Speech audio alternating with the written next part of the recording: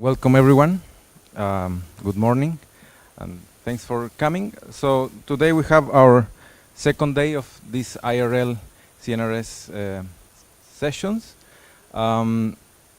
Just to remind people that maybe were not here yesterday, the goal of these days is to show to our guests and also to other CMM researchers what is being done in purely scientific terms in like research by some of our members. So that was the main idea of these 2 days. Yesterday was more focused on probability and data, and today we decided to show a little bit of not everything, but try to cover a few topics that we believe could be of interest for everyone. So,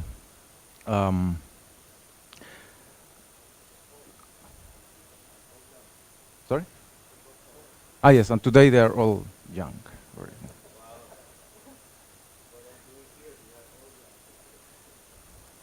In spirit.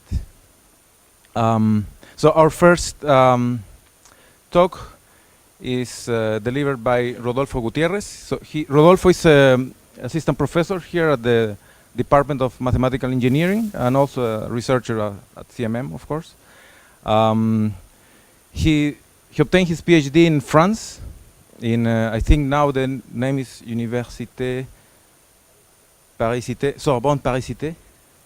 And his research focuses on like several aspects of dynamical systems with connections with geometry and number theory, where he has done very nice contributions. So I leave here Rodolfo with the dynamics of translation surfaces. Thank you very much for the invitation. Can you hear me? Can you hear me? This is working? Okay. So thank you very much for the invitation. I'm thrilled to be here for this session. So I'm going to talk about dynamics of translation surfaces. This is a topic I like a lot. So first, small motivation. So assume that you have a very simple system. We have two particles. Here they're pictured like this, a red particle and a blue particle, and they move. And when they collide, they bounce elastically, so they change the direction of they change the left to right or right to left, but not the speed. And when they bounce against these walls, they also bounce elastically, so there's a small animation. If you consider what the phase space is, so the possible positions of these two particles is this set, just this is 0, this is 1. So of course this is always going to be less than this one. And after rescaling and doing some small tricks, we get that the dynamics of these two systems, now pictured as a point on the plane, is going to be modeled by a billiard on a right triangle. So every time the billiard, the particle bounces against a wall, it collides against a wall, it will bounce elastically, only changing not changing the speed, but just moving in a different angle, and the angle is going to be given by the light. So this is the same angle of incidence is going to be the angle afterwards. So I have a small animation for this, so hopefully it works. So you can see that doing letting this model move is the same as considering a billiard on a right triangle. So it will. No, I mean it's just for the picture. This is this black thing here. Oh, sorry, this black thing here. This line is just for pictorically, but the triangle is the gray thing inside. Okay. So yeah, there are no round triangles. It's just to make it look a little bit nicer. So yeah, we can consider billiards on essentially any polygon. So a billiard on a polygon, you have a polygon and you have a particle, and when it hits an edge, it will bounce elastically and it will do something. So here we see periodic trajectories on the regular pentagon. These are very hard to find, but they are more or less classified. So many of the things that I do are connected to what are billiards and polygons. So what can you say about the billiard and polygon? What can you say about the trajectories, about periodic trajectories? What can you say about how long trajectories are and things like that? How can you count periodic trajectories of length smaller than something? All these kind of problems. But actually, the theory that we study is a little bit more general because we can we study translation surfaces, which are of which these ones are particular cases. So let's start with a construction. So how do you study a billiard and polygon? So it's very hard to measure to find exact times where it's going to hit a wall. So if you wanted to parameterize to construct a curve represent this trajectory, so you would need to say, okay, in this point it will bounce, so then the angle changes, then this other point and this other point, and this is crazy, right? We cannot do it. We can do it in a computer maybe, but it would be impossible to study theoretically if we did something like that. So what we do is an unfolding procedure. This unfolding procedure is saying, like, instead of bouncing, the trajectory instead of bouncing against a wall is going to continue in a straight line, but we are going to reflect the polygon. So now on the reflected polygon, the straight line trajectory, if I fold again, corresponds to the reflected trajectory here. So you can do this many times, and at some point maybe the reflections are going to start repeating themselves. So for example, this one, when I bounce against this wall, I have to reflect with respect to this line or this line, which are parallel, and I will get this one again. So instead of drawing it again, I will say that this particle continues here. So a billiard is called rational if we have finitely many reflections. So in group theory terms, the group of reflections generated by reflections along all sides is finite. So this can happen or not happen. If it happens, then we have finitely many of these polygons, and we have, well, these ones are not, the trajectory didn't get to these points, but we have to consider all reflections, and then we can restack so to make it a little bit nicer. But maybe we have finitely many, and then we have what we call a translation surface of finite area. If it's not, if it's infinite, then the theory is very different. This is very interesting, but it's not what I do. There are people in Chile who do this, like Angel Pardo, for example. But I mainly study the finite area case. So we have finitely many polygons, and we construct, and they are identified. They have some side identification. So this side is identified with this side is identified with this side here, this side is identified with this side here, and etc. So they are identified according to what billiard was going at the beginning. So during the 80s and 90s, people like Veach, Measure, and Zorich, among others, they discovered that the properties of a straight line flow on a translation surface are related to a flow on a different space, the space of all translation surfaces. So we want to study the flow on a particular translation surface, like this example.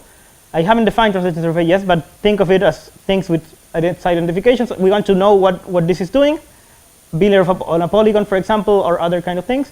So we want to know what this trajectory is doing. If we want to understand what this trajectory is doing, a way to do it is to study the space of all translation surfaces.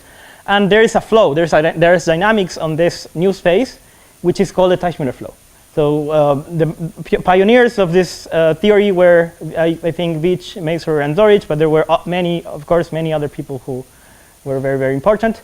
And so what is a translation surface? So now I can say it. A translation surface is just a polygon with side identifications by translation, such that they are the same if I cut and paste. So this surface is exactly the same as this translation surface. Why? Because this boundary of the polygon is not an actual boundary. It's just an artifact of a drawing. I have to draw it as a polygon, right? But since this side is identified with this side, the particle doesn't know if it's crossing a side or not. So I could say, like, instead of getting here, I could cut this restack somewhere else and say now the gluing is here, but it's exactly the same thing. So these are called scissors congruences in English, cutting and pasting operations. And I don't think there's a word for scissors congruences in Spanish. So topologically, they look something like this. So imagine that you have an L like this, and I glue this side with this one, this side with this one, this side with this one, and this side with this one. So how do you picture that? So it's not very easy to draw, of course. So this took me a long time to make. So if this side is identified with this side, you can imagine that you fold and you get something like this. But also this side is identified with this, which corresponds to this too. So you have to do something like this. But also, if you make the computations, all these points here at the corners and also these 2 points are the same. So they get like this. They get squished like this. And now you have to glue this side with this side, which corresponds to this one and this one, and this side with this side, which corresponds to this one and this one. And you get something like this. Yeah. So the point of this picture, I mean, topologically, is just a torus with 2 points, with 2 holes, right? It's a genus 2 surface, topologically. But the point of this picture is how do we picture the straight lines that we had at the beginning on this thing, right? It's not very clear if we don't do something like this. So there are some points that are kind of special, which is this one. This is the only point in this case, which is kind of special. But all the other points, they just they look like a torus. Like a flow on a torus, and we could do this in principle for other surfaces, although it's very hard to make. So for example, this red lines here, they look like this here, they look like this here, and they look like this here. So they are these lines doing this, and the blue lines are like this, and here they are turning around the holes. Okay, so what is the? I was talking about the space of all translation surfaces. So how is it a space? A space. Well, you can deform a polygon, of course, on the plane. You can, if you have a polygon like this, you can move this side a little bit while making sure that we keep that they are parallel and the same length, so I can identify them by translation. And so the topology is almost Cn. It's almost, you can think of every side as an element of the complex numbers because it's a vector with 2 coordinates. So it's almost Cn.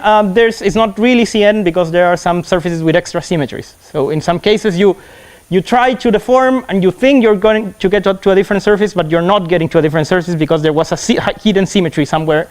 So it's kind of it's not Cn. It's not a manifold in geometric language. It's an orbifold because you have to mod out by some finite symmetries, and it's stratified according to the angles of the polygon. So if you look at a point on the interior of a polygon, and I turn around this polygon, this point, of course, the angle that I'm making is 2 pi. But if I look at a corner of a polygon and I start turning around, the angle that I'm going to count is much more than 2 pi. It's much greater. So in this case, it's 6 pi. And in this case, we have 2 different points, and one of them has angle 8 pi, and one of them has angle 4 pi. So we stratify them according to these numbers, to how long the angle, and this number here, we write down the number of extra turns. So this is 6 pi because it's 2 pi plus 2 times 2 pi. So 2 extra turns. This is 3.1 because it's 8 pi, which is 3 extra turns, and 4 pi, which is 1 extra turn. So they are stratified like this, and we have these spaces. So what are these? So these are the strata. And why do we want to stratify like this? Because every time you deform a polygon, you cannot change these numbers. So if you consider the whole thing, like all translation surfaces, this is too big. This is a space that makes it makes sense in some problems, but it doesn't make sense in other problems, because if you want to deform the polygons just by deforming the sides, it's not going to make sense. It's too big. So in this space, I promised you there was a dynamics. So this was the phase space of all translation surfaces. So what is the dynamics? How do they move around? Well, they move around in a very simple way, although very hard, very complicated way if you studied long enough. So which is called the tachymeter flow. And it's very simple. It's just take the horizontal and the vertical direction and expand the horizontal direction and contract the vertical direction. Just stretch and shrink. 2 directions, so it's a diagonal matrix if you think in terms of matrices, and it's exponentially fast. This is not very important. It's just because of you want it to be a geodesic for some metric, and the right parameter to put here is e to the t. So after you move t, the length of the curve is t. So that's why there's a t there. But you could think of just any number and its inverse, like t and t minus 1. And we will denote it by gt, this matrix. So this is the Teichmüller flow. So why the Teichmüller flow? Well, there are many reasons. The original motivation, I think, comes from a theory of quasi-conformal mappings, which is something in complex geometry. Essentially, I will just say in words, essentially this way of deforming surfaces is like the most conformal possible way. If you want to preserve angles, but you want to go from a surface to another which are not conformal between each other, you cannot do it by preserving angles because they are not conformal. How do you do it? This is the best possible way with this restriction. You can prove this. This is what Teichmüller did. And the motivation that I'm going to talk about is about the straight line flow, which was what I'm talking about in the beginning. So we have two interacting flows. We have the flow on a translation surface. I can assume that it's the vertical flow, although I showed that it was diagonally moving around the surface. You can always rotate the surface beforehand and ensure that it's going to be the vertical flow. It's just a normalization that we do. It's just a convention. So assume that you have a vertical flow. And we also have the Teichmüller flow on the space of translation surfaces. So how do these two flows interact? What's the point of introducing this Teichmüller flow if we want to study the vertical flow? So the point is that the Teichmüller flow is a renormalization procedure for the vertical flow. What does this mean? It means that if I had a very long vertical trajectory, I can make it a very short vertical trajectory just by shrinking the vertical direction. It's kind of cheating, right? I mean, if you shrink a direction, of course the curve is going to shrink. But the point, and why it's interesting, is because you can ensure that the Teichmüller flow is rich enough so you get very close to the original surface. You start with any surface, you start, well, not any, almost any, let's say, and you have a very long vertical trajectory, and you apply the Teichmüller flow for some time, and you will get very close to the original surface. And you can ask how. I mean, this is just going to stretch and shrink. How can it get back to itself? Well, remember that we can cut and paste surfaces. So we can cut and paste these polygons. So if you allow cutting and pasting in complicated ways, you can come back, maybe not exactly to the same place, but very close to the same place. And now you can identify the original curves and the new curves.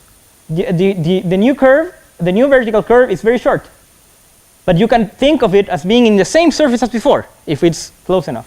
So now we have done something, because we are the same place in the space of rigid surfaces, but the vertical flow is nicer in some sense. It became easier to study. So I will try to explain this with an example. The periodic Winfrey model. So it is an example. This was not by me. This was done by 3 French mathematicians. They understood what we call the diffusion rate of the periodic Winfrey model. I will explain what this is. So originally the Winfrey model was introduced by Ehrenfest and Ehrenfest. So 2 people called Ehrenfest in 1912 as a model for a gas. This was a model that they invented at a time where they didn't have a nice theory of randomness. They didn't know what random meant at the time. So they had to build complicated models to think like, okay, this is more or less random. This is complicated. It's not random in the way that we think about it now. It's deterministic, but it was random for them, random enough. And it was studied by 2 physicists, Hardy and Weber, who conjectured an abnormal diffusion rate. I will explain what it means. So this is the model. We have the plane. At every point with integer coefficients, we put a rectangle. All these rectangles are equal, are congruent, and they are aligned with the horizontal and vertical axis, so they cannot be rotated. And you consider the billiard on this thing. So the particle is going to hit, it's going to bounce, it's going to bounce, it's going to bounce, and it's going to do something very complicated. So you can imagine why they thought this was random, right? It's very complicated to predict, but it's deterministic in today's language. So what they conjectured is that if you consider what is the farthest away that this particle was up to time t, this is growing like t to the alpha for some alpha greater than 1/2. Why 1/2? Because 1/2 is the Brownian motion. 1/2 is the random, like the prototypical example of randomness. T to the 1/2. This is a Brownian motion. So they conjectured that it was abnormal. It was higher than the Brownian motion. This was strange in some sense. So Delcroix, Hubert, and Lelièvre, 3 French mathematicians in 2014, they proved that the diffusion rate, this is the formula for the diffusion rate, but this is just the thing that I told you before, like the exponent of this, is exactly 2/3. So if you this is a very powerful result, because it's not an approximation. It's really exactly 2/3, and now we know more. I mean, now we know more. That we know this is for almost every angle. I didn't say it here. This is for almost every angle, starting angle of the trajectory, and for every length of the rectangles that you put as obstacles. Every length, almost every angle. Now we know that if you change the angle, you can make this to be any number between 0 and 1 you want, any number. So this means that if you try to simulate on a computer, it's not going to work, because if you choose the angle wrong, you can get to anything in between 0 and 1, right? So this result is very subtle. And how did they do it? Well, imagine that we have the billiard table like this. It's infinite. I told you I study finite area things, not infinite area. But quickly, we are scared of infinite area things, so quickly we go to finite area. So how do we go to finite area? Well, cut into squares and consider just one of the squares, and glue the sides, the opposite sides. I mean, this is the billiard. So if it hits, I have to reflect the table. Hits here, continue here, because I reflect the table. If I hit here, I continue here because I reflect the table. But these sides, they are glued in the same table. Why? Because they correspond to moving to the next square. And what's happening inside one square is more or less symmetric what's happening here, or here, or here, or here. As long as we can keep track on which square we are at every time, this is enough to study the problem. So we have this surface. This is a finite area translation surface. And now we have to keep track of the crossings. How many times have we crossed up? How many times have we crossed to the right, and to the left, and down? The point is that it's easy to keep track of these crossings just by looking at intersections between this trajectory and some curves. I mean, consider this curve here, this horizontal curve. Every time I cross it from, if this curve is oriented like that, every time I cross it from right to left, it means I go up. Every time I cross it from left to right, it means I go down. And consider also these curves here. Every time I cross it from left to right, it means I go right. Every time I cross it from right to left, it means I go left. So if I keep track of intersections between the trajectory and some two curves, I can know exactly on which one of these squares I am. And then I can compute the diffusion rate as like this. Like this kappa theta is just which of the squares we are. This is an integer. This is a thing with 2 integer coordinates. And the norm of this is the only thing that we care about, because all of these squares are bounded. Yeah, if I'm here or here or here, it's not going to change something in a lim sub divided by log t, of course, right? So I only need to know in which square I am, and I can state this as intersections. So how do we try to understand these intersections? So we are trying to understand the polynomial growth of intersection numbers between curves of a straight line trajectory on a translation surface, this translation surface, and two curves. How do we understand this kind of quantities? So a beautiful result in the theory is that they can be understood in terms of Lyapunov exponents. What are Lyapunov exponents? The Lyapunov exponents are something that there is ubiquitous in dynamics. It's not only present in the theory of translation surfaces or tight binary dynamics. It exists everywhere in dynamics, and they measure exponential growth rate of vectors when they are deformed by some linear things. In this case, there is a linear action happening that I didn't tell you about, which is matrix B xt, and this linear action is essentially every time you come back to very close to the original surface, you have to cut and paste many times, and cutting and pasting is kind of a change of basis in some vector space. So you keep track of this change of basis, and this is going to be your matrix BT. So you are trying to understand exponential growth rate of norms of vectors up to when you do all this change of coordinates. But we are talking about polynomial growth rates before, not exponentials, not exponential growth rates. So in the theory of translation surfaces, Lyapunov exponents were they started to be studied by Zorich in '96, and they provide precise asymptotics for translation flows. So they tell you more or less where how long trajectories are, how deviations of ergodic averages. This is a term in dynamics that means there is a theorem, a very important theorem in dynamics, telling you how things happen in average. But there is a question then, how do you deviate from the average? So if you know how the average behaves, then you need to, if you want to really understand, you need to know how much you deviate from the average. This is kind of like, if it was probability theory, this would be like second order things, or like higher momentum, things like that. So this is the Lyapunov exponents tell you about these numbers, and it can be shown that the polynomial growth rate of norms of vectors correspond to the exponential growth rate of length of norms of vectors corresponds to the polynomial growth rate of intersection numbers. Both of these problems that don't seem related at the first time, they give the same answer. They give a Lyapunov exponent. So Lyapunov exponents arise in the theory in many ways. So you are studying like any problem, and you do some stuff, and in the end you realize, oh, the answer is a Lyapunov exponent.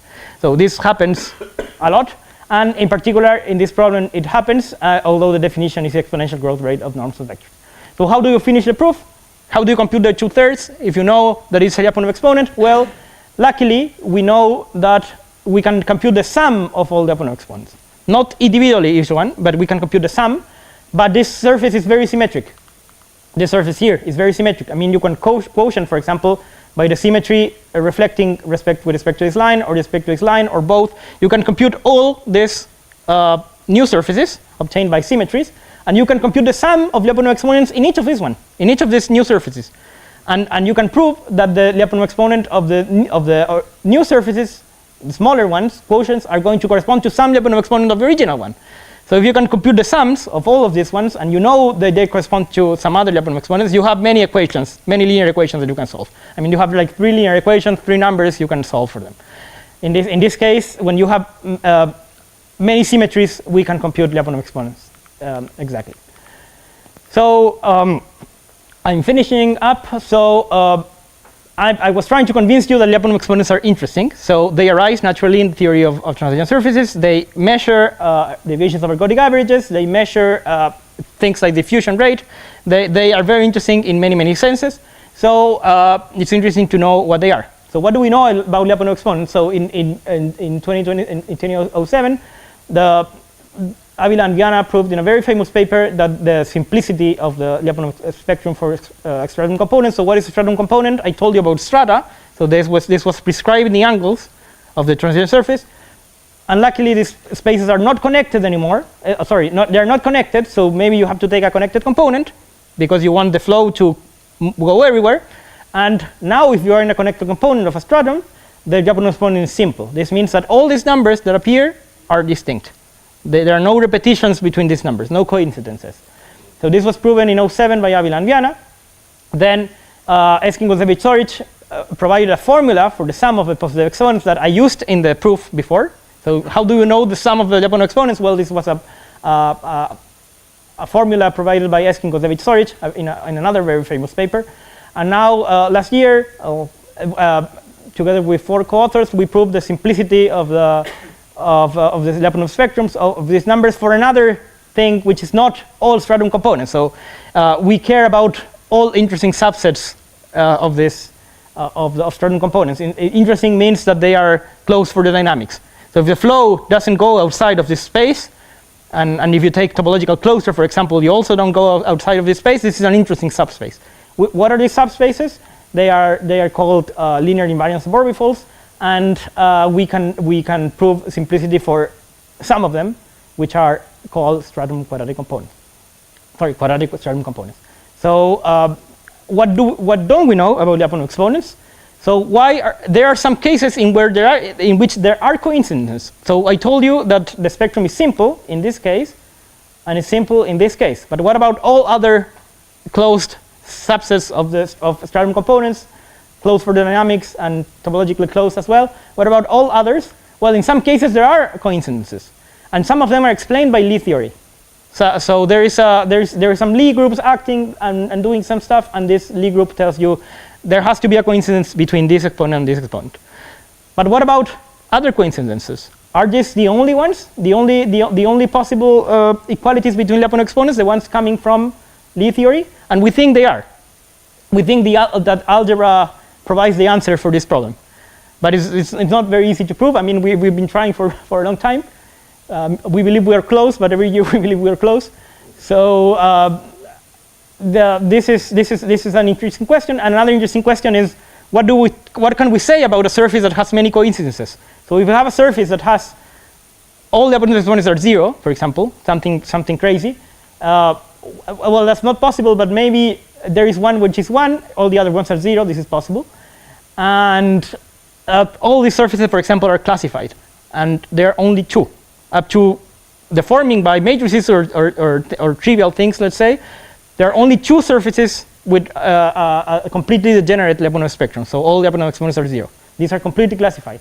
And we have an example, together with other co-authors, we found an example of a genus 5 surface that has 4 repeated 1/2. Why does this surface arise? We have no idea. Like, how can we build new examples? Like, can we build a surface of arbitrary layered genus that has a repeated a Lyapunov exponent that appears with maximal multiplicity? We have no idea. So this is what I wanted to tell you about how Lyapunov exponents arise in the theory of translation surfaces and why they're important, and that there are many open questions that we are trying to address. So thank you, gracias, merci.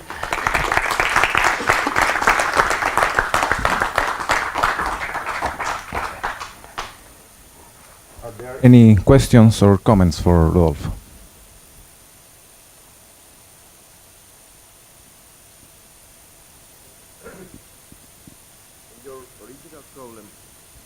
Your original problem, can you come back to your first or second?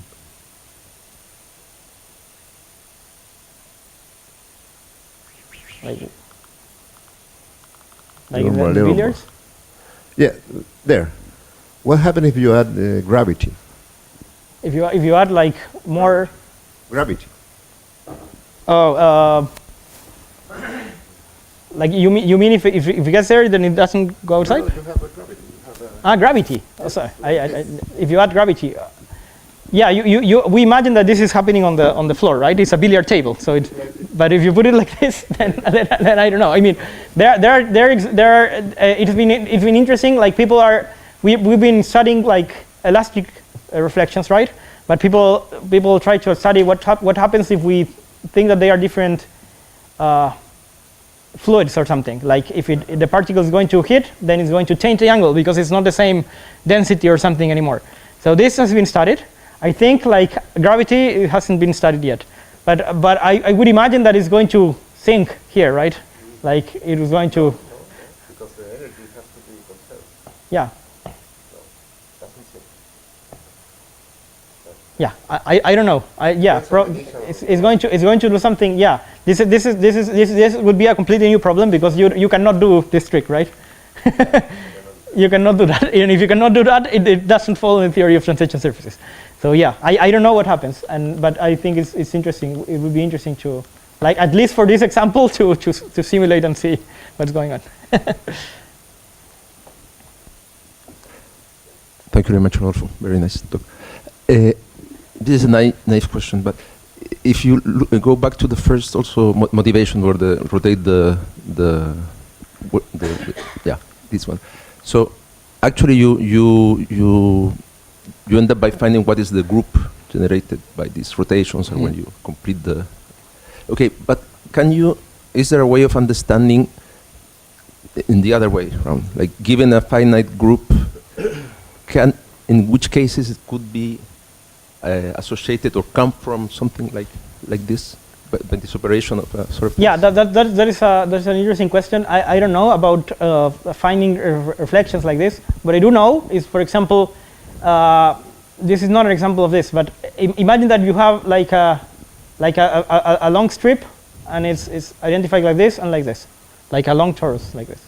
Then you can move your torus to the right, and this is like a a homeomorphism of the surface respecting all translations, everything. So if you have more squares like this, and you have unit squares, and you glue them in some complicated way, maybe you also have something like that. You take one square, you move it to another, and everything is consistent, so you get a well-defined homeomorphism, and this is a translation of surface. What is more or less classified, as Julien knows, is that which groups can arise as these translations groups. Yeah. It's not exactly classified. But the maximal cases are more or less classified. I mean, at least the orders of the group, we know if the groups if the order is maximal with respect to the genus, so it's the maximal possible with respect to the genus, then we know what the order is. We know it's 4G minus 4. This is a paper by Gabriela. And does the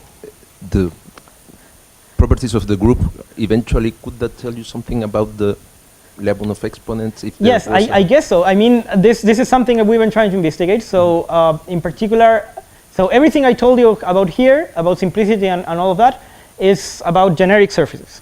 So once you have symmetries like that, you are in particular surfaces, right? So generic means that deform a little bit and things don't change. If you have a surface like this, very symmetric, and you deform a little bit, then symmetries are broken, right? You don't have the group anymore. So these are cases of linear invariant suborbitals. So interesting subspaces of the whole space where things are happening, and it's not the whole space, because you are keeping the symmetry every time you flow or something like that. So understanding Lyapunov exponents in all these spaces is basically the point of my life. So. But it's a hard problem. I mean, we've been doing baby steps. Like this is we know this particular surface which is very, very symmetric, and we can compute. Now we have this other example and we can compute. And we are trying to say something more general, but yeah.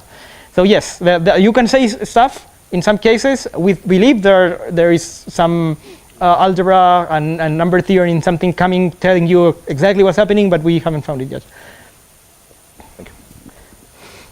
Any other question or comment? So I have a small question. So if I understand correctly, there are some type of Ratner type theorems for... Yes, okay. I didn't talk about that, but for those who don't know, Ratner theory tells you, like, this is the way I understand it. So imagine that you have a torus, like this is a square with opposite sides identified. So imagine like this, but it's not that complicated, so just a square, and you identify the opposite sides. And then there are two cases for trajectories. Either they close up, or they fill everything. And you get like and if you take the closure, you get the whole torus. So this happens in every dimension. So you have a torus in a high dimension, and you take a trajectory. The closure is always another torus. It's either closes up, so it's a torus of dimension 1, a circle. It closes it, or generates a torus of dimension 2 or 3 or whatever.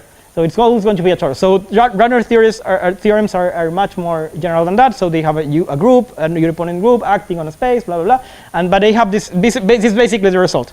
So things coming from algebra, from homogeneous dynamics, give you nice closures. The closures is also coming from algebra. So Sebastian's question is does this happen here? So if you have a closure coming from, in some sense, from algebra, a topological closure coming from something from algebra, does it have algebraic properties? And the answer is yes. So this was one of the reasons why Mariam Mirzakhani got the Fields Medal. So she proved with asking that with Alex Sexin, she proved that every time you take any translation surface, you deform it by matrices. All possible matrices. Now you have a collection. You take the closure. This is always defined. It's always an algebraic variety. It's always defined in algebraic terms. And more or less, and more than that, it's not all the algebraic variety because it was proven before by Philippe. Actually, it's linear. It's an algebraic variety, but it's linear in some coordinates. So the quotient, the equations defining the variety are not polynomial high degree polynomials. They are linear equations. So this is a very beautiful theorem saying like algebraic geometry works very well to study these problems essentially. And yes, this is exactly the same thing, right? You take a closure and it's going to be something algebraic. Thank you. We have maybe one more question. Again, on the first figure, on the very beginning, if here you have n particles, If here you have n particles, Yeah. Do you yes, have this like will be something in a higher dimension, right? This will be some kind of something like a billiard in a higher dimension. And I think this has been studied a little bit, but there's a reason that I don't understand very much, but I will quote my former thesis advisor. Why don't people study billiards in higher dimensions? And he told me, like, because hyperbolic geometry in higher dimension is too rigid, and there are too few hyperbolic surfaces in dimension 3 or more. So this is the answer he told me, and you can make whatever you want out of that. But because these are all Riemann surfaces, so it's related to hyperbolic geometry. But if you're in a higher dimension, then you have too few of them, and yeah. So you don't have a rich space, essentially. You don't have a rich space because there are too few hyperbolic surfaces, hyperbolic manifolds in higher dimension. But maybe, but I don't know. Maybe other techniques work. Welcome. Okay. So let's thank Rodolfo again for his talk.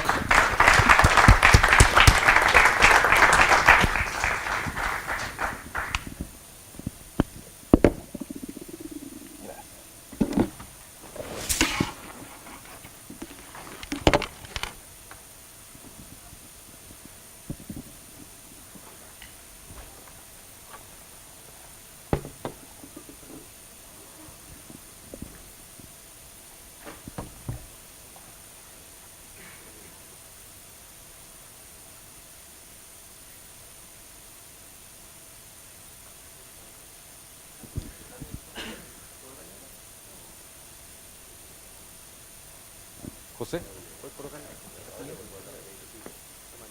Manuel.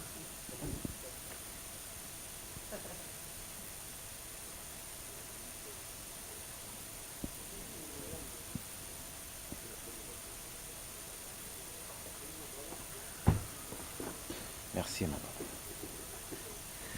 So it's my pleasure to introduce Emmanuel Royer. So he's a professor at the Université de Clermont-Auvergne and the director, as you probably know, of CRM. It's the Centro de Recherche Matemático in Montréal. So he's a specialist in number theory, and he has done many contributions in modular forms. So it's my pleasure to have him here to tell us about his research projects. So whenever the let me give you this.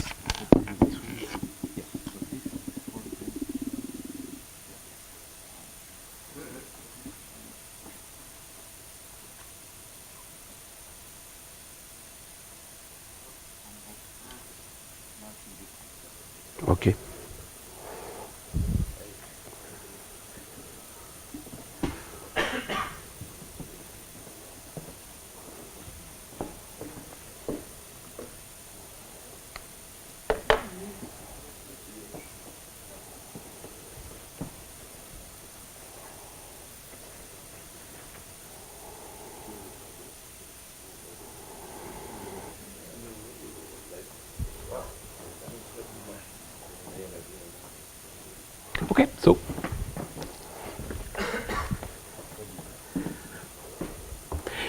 Okay, so thank you very much for the invitation to speak.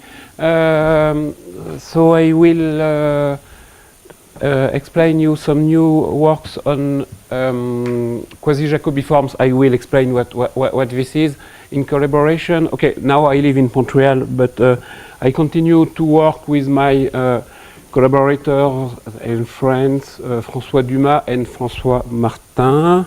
You have to be François to work with me. No, this is not true. And both of them are in Clermont-Ferrand, in Université Clermont-Auvergne. So first, before to go in mathematics, I want to thank for the invitation and to express my warmest and very, very admiring thanks to the CMM team, and in particular to you, Hector, for this wonderful and remarkable event. Okay, Let's go to math now. Yes. Okay, so what is a modular form? So a modular form is a function on the complex variable that in a way should not exist because it is required to have too many symmetries. So what do I mean by symmetry? If you take, okay, everything I say should work, indeed work. If I change SL to Z by one of its subgroup, but it is much more easy to express things when taking the whole SL to Z. So assume you take a matrix on SL to Z. The symmetry I want to have is, so the matrix acts on the Poincaré space, meaning the complex number with imaginary part strictly positive, and the action is given by tau is changed into A tau plus B divided by C tau plus D. Okay, if you are looking for functions that are invariant by this action, they are too few. So, first, and second, if you want to construct one, you can construct one satisfying this relation and then make a division of two you would have found. But we want holomorphicity conditions.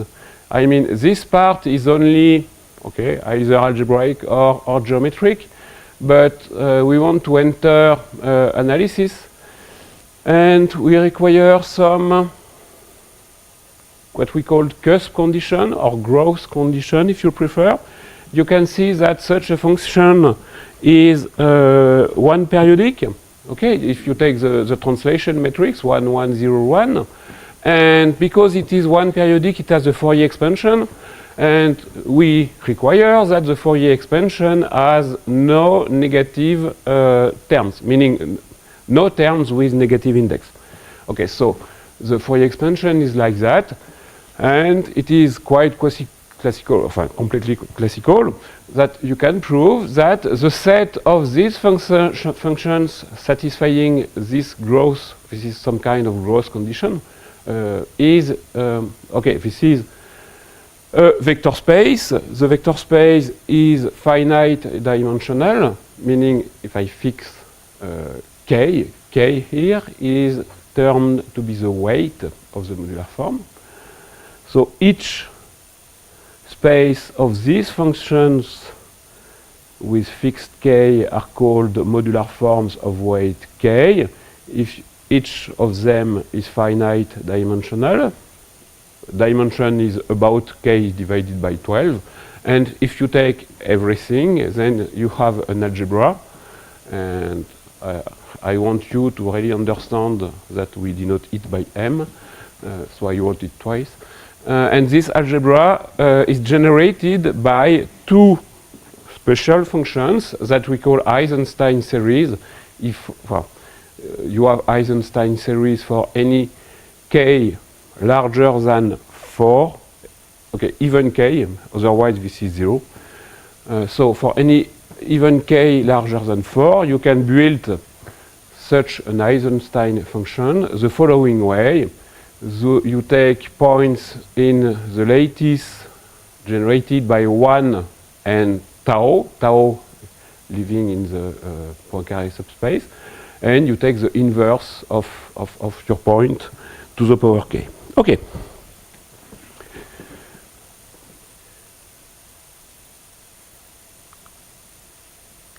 So let me try to derivate these functions. Indeed, a first observation is the following. So I take f to be a modular form of weight k, meaning something satisfying this plus my growth condition. And then I take the derivative with these ants. You take the derivative with respect to tau. Okay, forget the pi divided by 2i if it's just to have easy computation. And indeed, in this talk, 2 pi I is equals to 1, so that I have no mistake with 2 pi.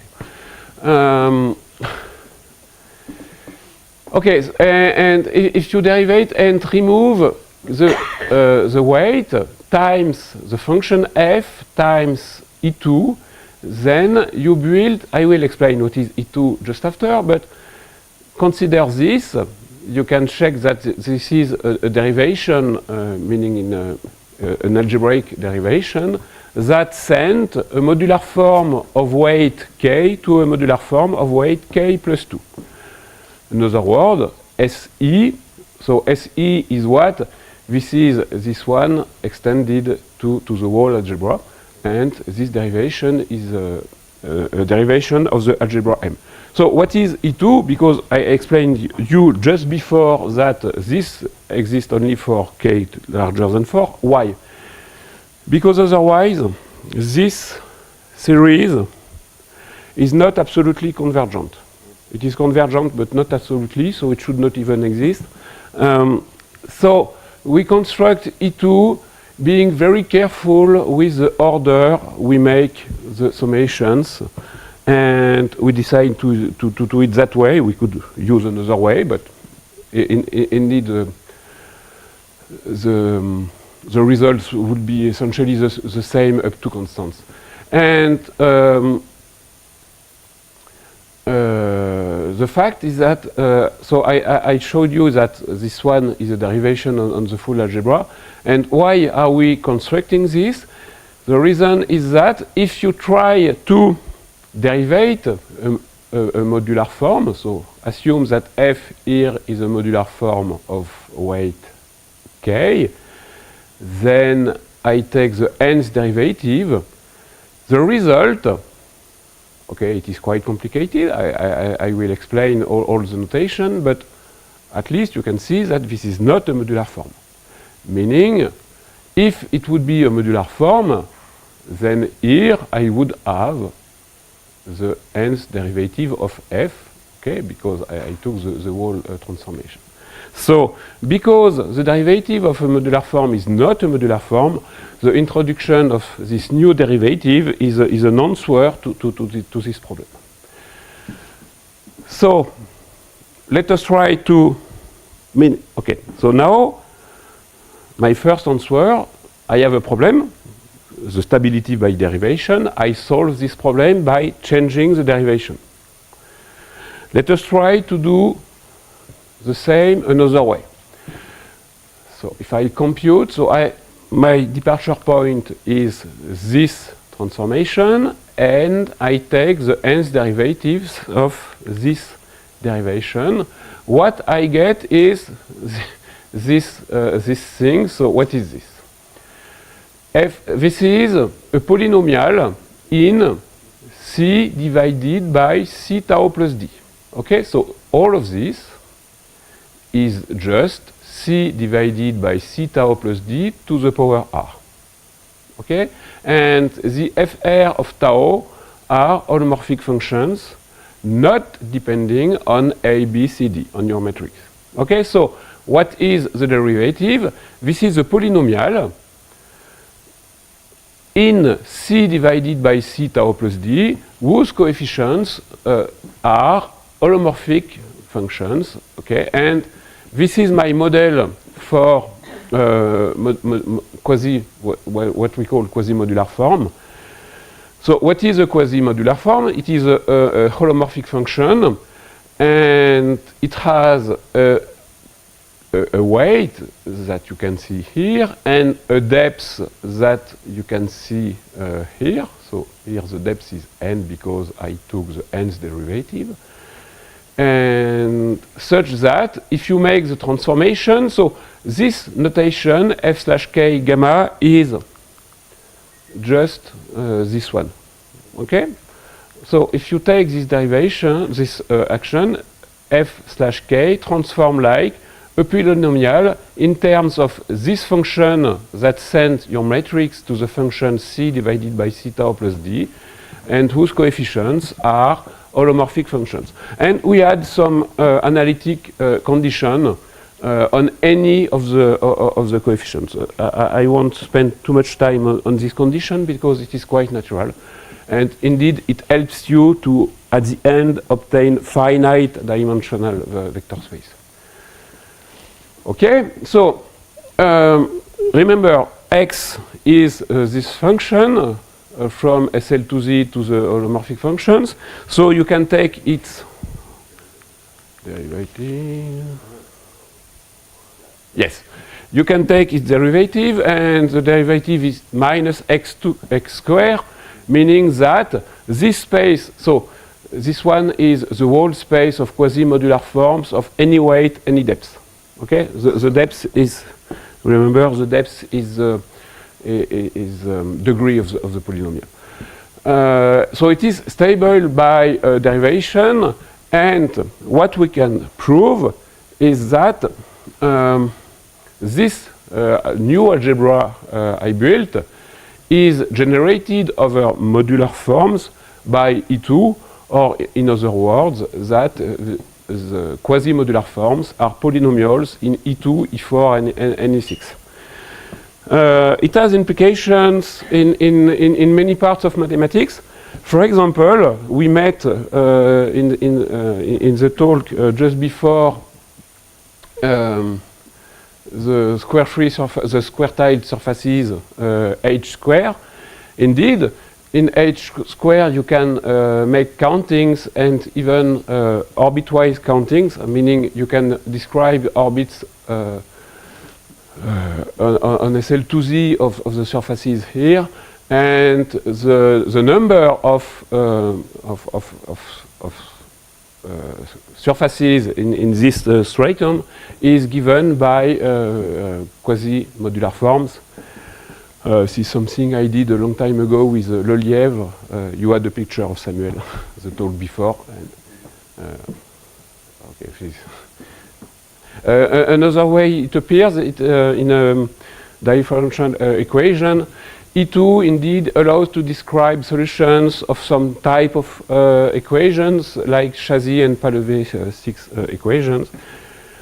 And you also have it in some optimization problems. For example, E2, not E2 indeed, quasi-modular forms helps you to describe the set of points U square, V square, where U and V are two numbers given by integration of periodic functions to the square and to the 3 with condition on the mean value and the mean value of the square of the speed. Okay, so indeed I gave you a second answer response to the lack of stability under derivation of modular forms. This times not changing the derivation, but changing the definition of modular forms. I mean, extending the algebra of modular forms. Indeed, you can prove that any quasi-modular form can be described by derivatives of modular forms and E2. You need E2, and E2 is not a modular form. For example, because there does not exist modular forms of weight 2 on SL2Z. Let's try to do something else. So I showed you that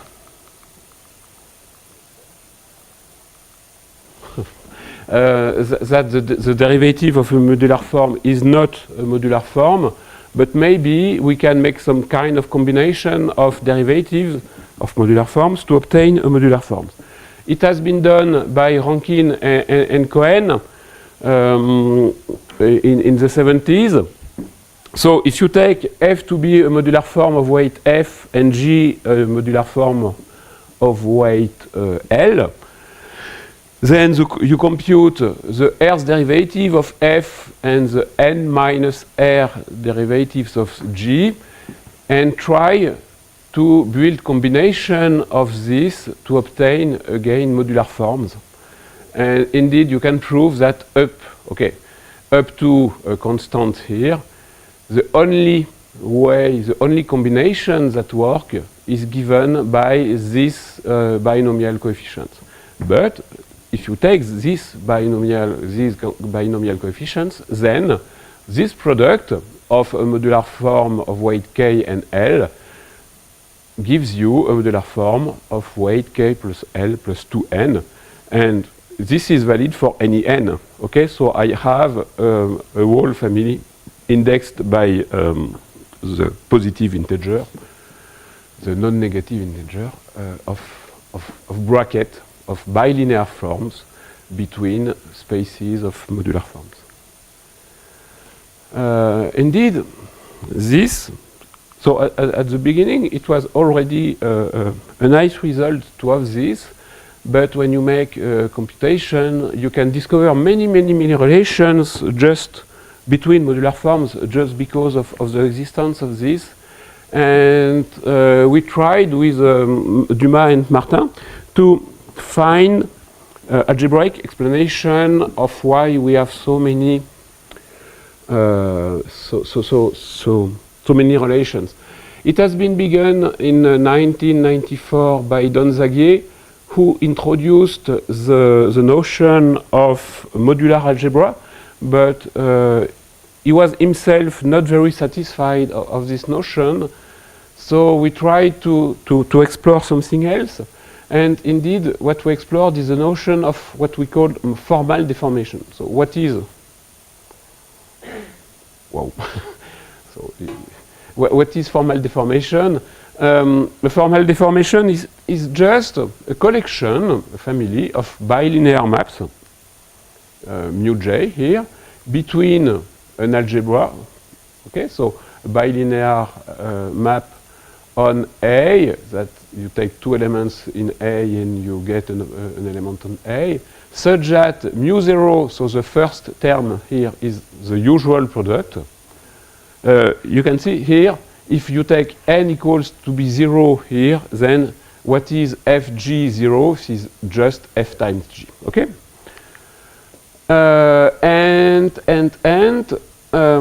We want that the algebra of formal power series over A.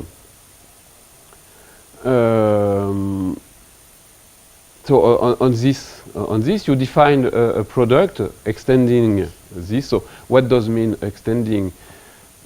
F and G are in A, okay? But a formal power series is a polynomial in elements in A. So once I tell you how to compute the product of the coefficients, then like you compute the product of polynomials, you can compute the product of formal series. Okay, so I define this that way, meaning that mu j, so my bilinear map number j, is the coefficient of my series in AJ. And we say that A with this family of bilinear map is a formal deformation if the product defined here is indeed an associative product. Okay, and the associativity provides you, as you can imagine, many new equalities between the objects in A. So again, this is another response to our problem of stability under differentiation, because here, instead of taking the derivative of either f or g, I mix the derivative, but I gain the stability of my algebra. And the important and not easy result here is that if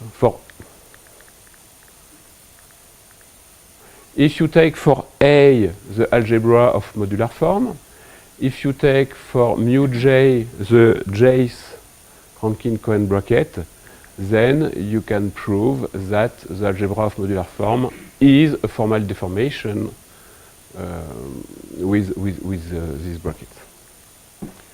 Okay.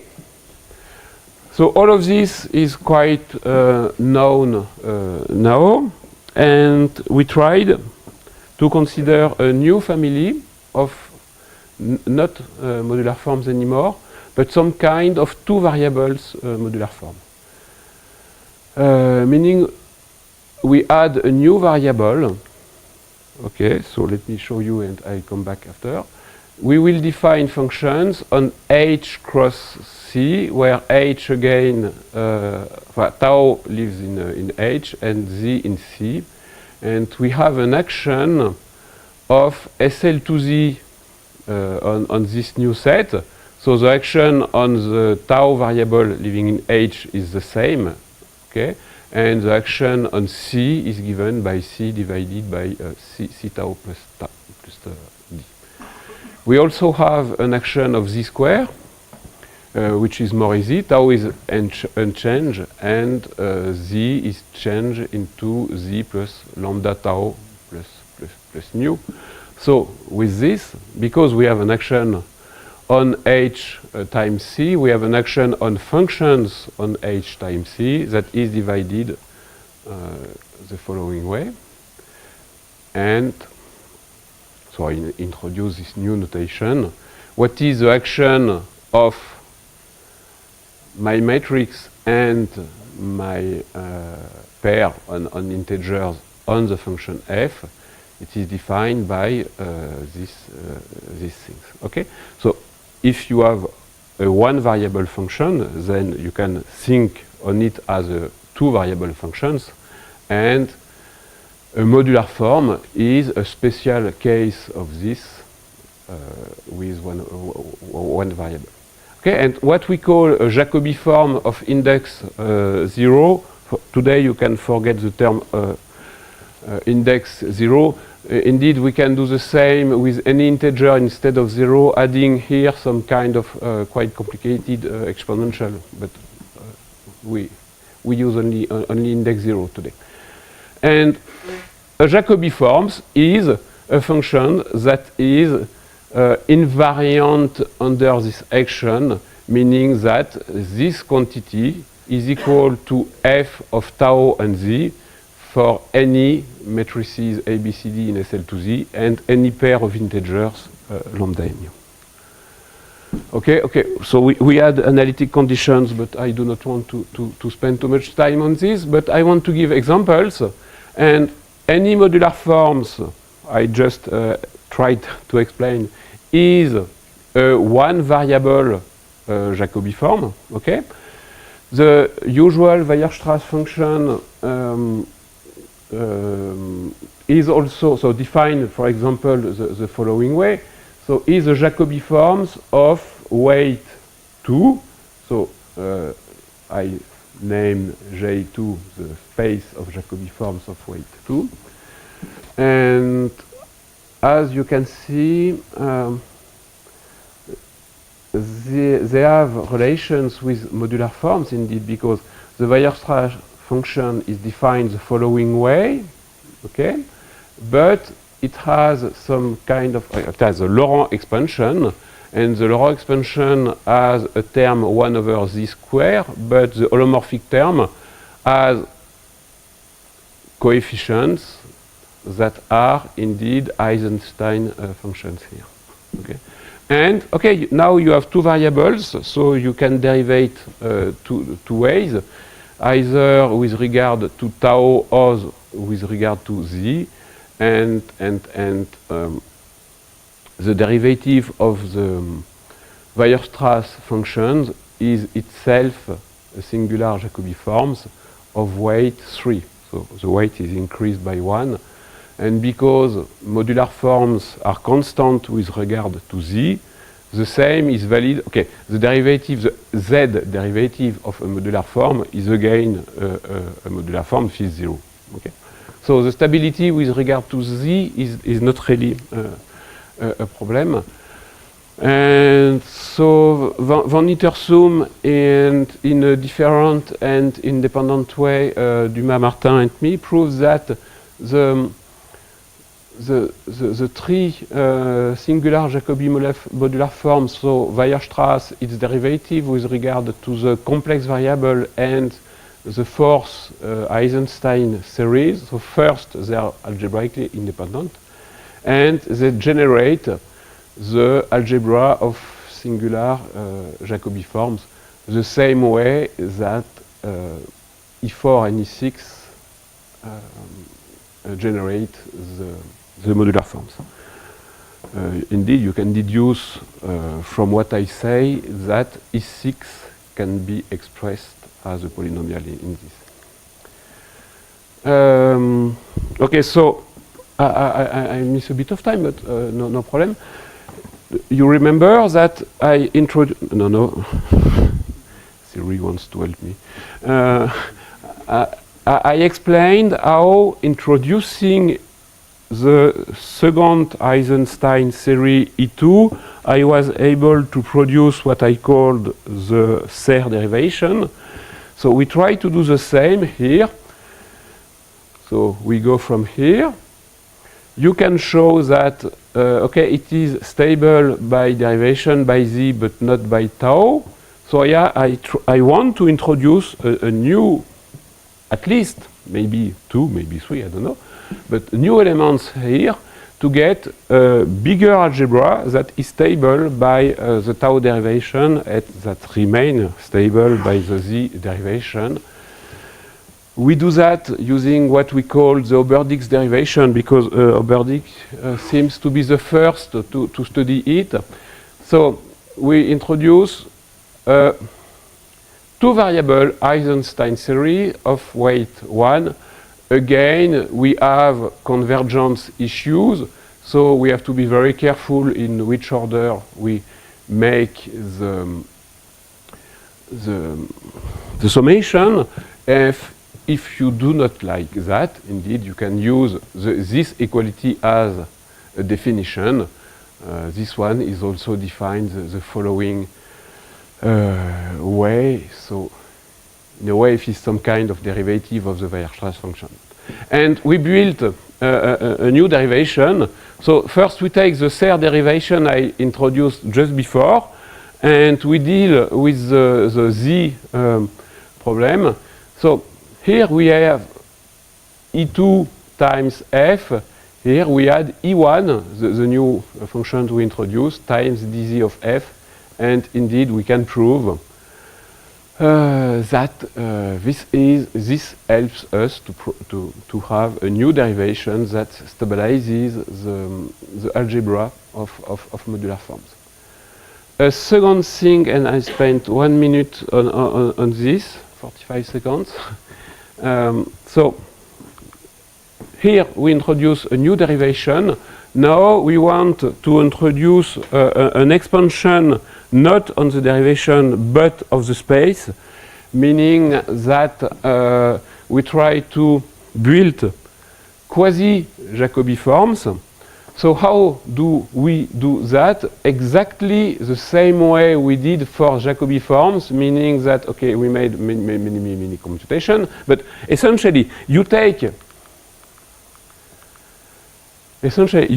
this definition, okay, or this equality, and you differentiate it with regard to tau and z. And you try to figure out what is the structure of what you obtain. And the structure is the following. You obtain, again, a polynomial, but a polynomial in two variables, depending on the element. Okay, so this is just a tuple, a pair of a matrix and a pair of integers with some special operation, but I do not need to enter details. But okay, so it depends only on what acts on f. So a polynomial of things that depend only on this, I will describe after, and the coefficients are holomorphic functions. Okay, and what are x and y? So x should be something here. Y is there. So okay. So y x is the same as before. Okay. So x is c divided by c tau plus d, and y is so it depends on z also. So y is the function that to your element matrix pairs of integers associate a function that is defined the following way: cz plus c mu minus d lambda divided by c tau plus d. And so it helps us to obtain a definition of quasi-Jacobi form. What is a quasi-Jacobi form? It is a function that transforms the following way. And you can prove, okay, we built this so that it works, but you can prove that the algebra, okay, if you take any depth and any weight, you obtain an algebra. The algebra of all the quasi-Jacobi forms is stable by the two derivation with regard to z and tau. There is also a way to build Rankine-Cohen brackets, but my time is over, so thank you very much.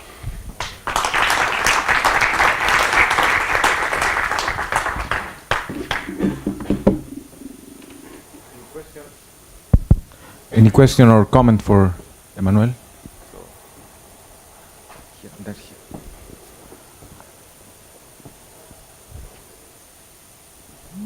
Thank you very much for the talk. So can you also find generators for quasi-Jacobi forms as quasi-modular forms? I hope so. Okay. Not yet. Not yet. No, okay, no, I don't know.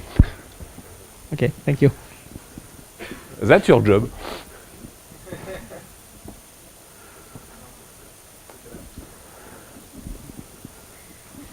Or excuse me, this is far from my field of expertise, and really I have not understand all the elements that Me are neither, involved. so there's not a But problem. can you write? You can write derivation forms. Can you in the integration of vector of some vector fields of derivation? Is that a problem that can be put in this? Not by me yet, at least. I don't know. Thank you. Any other comment or question? Another question with I don't know answer. So I have a small question in the where you generate the forms. So because here you consider the whole group. Yes. What if you consider Subgroups. some other subgroup? Yes.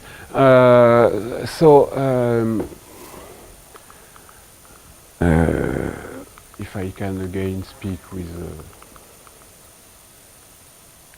Okay, well, no, it would have been nice to. No, okay. So for okay. Okay. Now I just want to show you first the definition of quasi-modular forms. So for quasi-modular forms, it is quite easy to extend things, except that indeed even for modular forms. If you know modular forms, everything is easy in SL2Z. As soon as you go on subgroups on SL2Z, you have to change. The analytic condition here, meaning instead of one analytic condition, you have a finite number, but many conditions.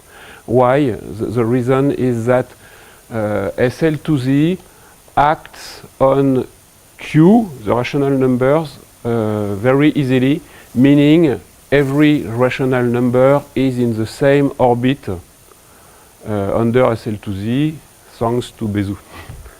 So this is quite something easy. But this is not more true for subgroups. So for subgroups, you have much more analytic conditions here. Indeed, you have one for any orbit of Q under SL2Z. Okay, so even for modular forms, it begins to be a bit quite tricky. For quasi-modular forms, indeed, I introduced the definition we should have, and here you have to add again condition not on F but on each FR, and again instead of just one condition you have a condition for any orbit under Q. But it's doable, and you can do it. And for Jacobi forms, okay, I could pretend, yes, you can, but I have to admit I have not written all the details, because even the definition of the group you have to take instead of SL2Z and Z square is not so direct. So the answer is yes, but it has to be done, and I certainly won't. So feel free. Thank you.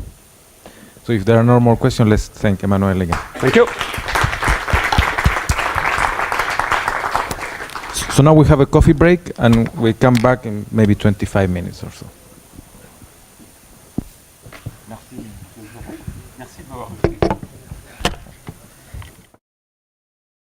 So she's visiting CMM as a delegation, like sabbatical, I would say,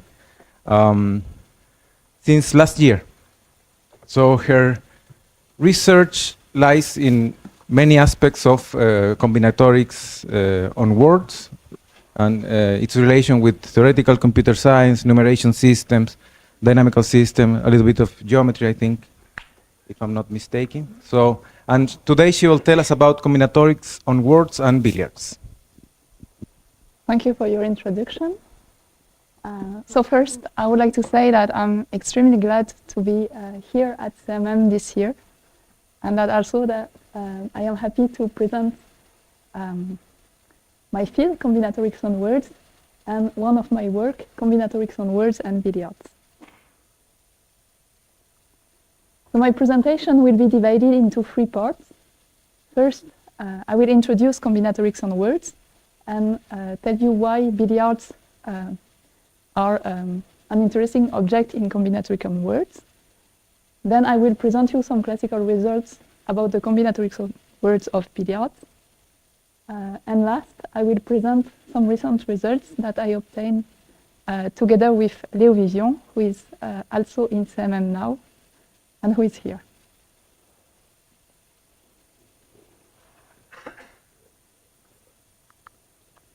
Okay, so first, let me introduce combinatorics on words. So combinatorics on words is as a field of mathematics and theoretical computer science, which aims at studying the combinatorial structures of finite and infinite sequence of symbols, which we call words. So here are 4 examples of words. So the first one is, of course, the beginning of the decimal expansion of pi. The second one is the beginning of the continued fraction of the golden ratio. The third one is a portion of my favorite song, which is Robert le Diable by Jean Ferrat. And the fourth one is a portion of someone's DNA. So in mathematics, infinite words naturally appear, as we saw, to represent real numbers, but also, and this is one object of this talk, to encode dynamical systems. So beyond mathematics, combinatorics on words has also application in text algorithm and genomics, but these are things that I know less. Okay, now Sturmian words. So Sturmian words are one central object in combinatorics on words. So they were introduced in 1940 by Morse and Edlund, and form a class of infinite binary words, which, through their various equivalent definitions, build bridges between dynamical system, combinatorics, arithmetic, and geometry.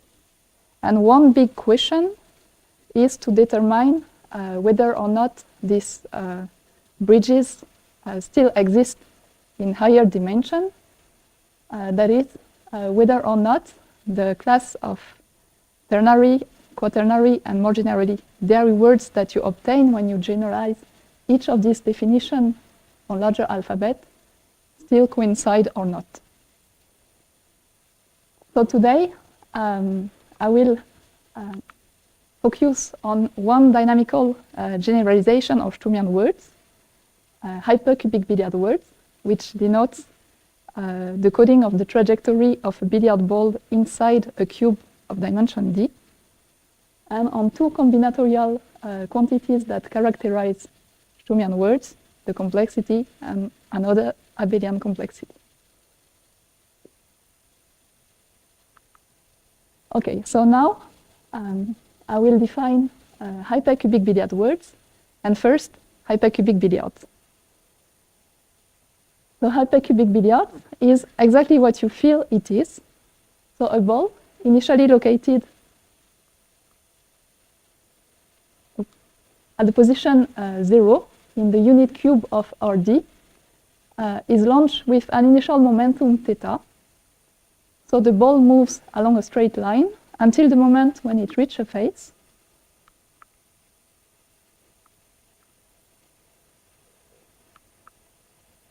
Thank you. Like this. And when it does so, it will bounce according to the mirror law, which formally means that the new direction is the image of the incident direction by the reflection across the hyperplanes, which carries the hyperphyce of the hypercube. Just like this. And today, from this trajectory, we are going to recall a very partial information, which is the sequence of the faces hit by the ball for positive time. And we are going to encode by the letter I the two faces which are orthogonal to the ith vector of the canonical basis of Rd. So for instance, in dimension 2, the cube is a square, and we are going to encode by the letter 1 the two vertical edges, and by the letter 2 the two horizontal edges. So for the particular momentum of my drawing, we thus obtain an infinite binary word, which will start with 1, 1, 2, 1, 1, 1, 2, 1, and so on. And so in dimension 3, we would have obtained an infinite ternary word, and more generally in dimension d, an infinite diary word.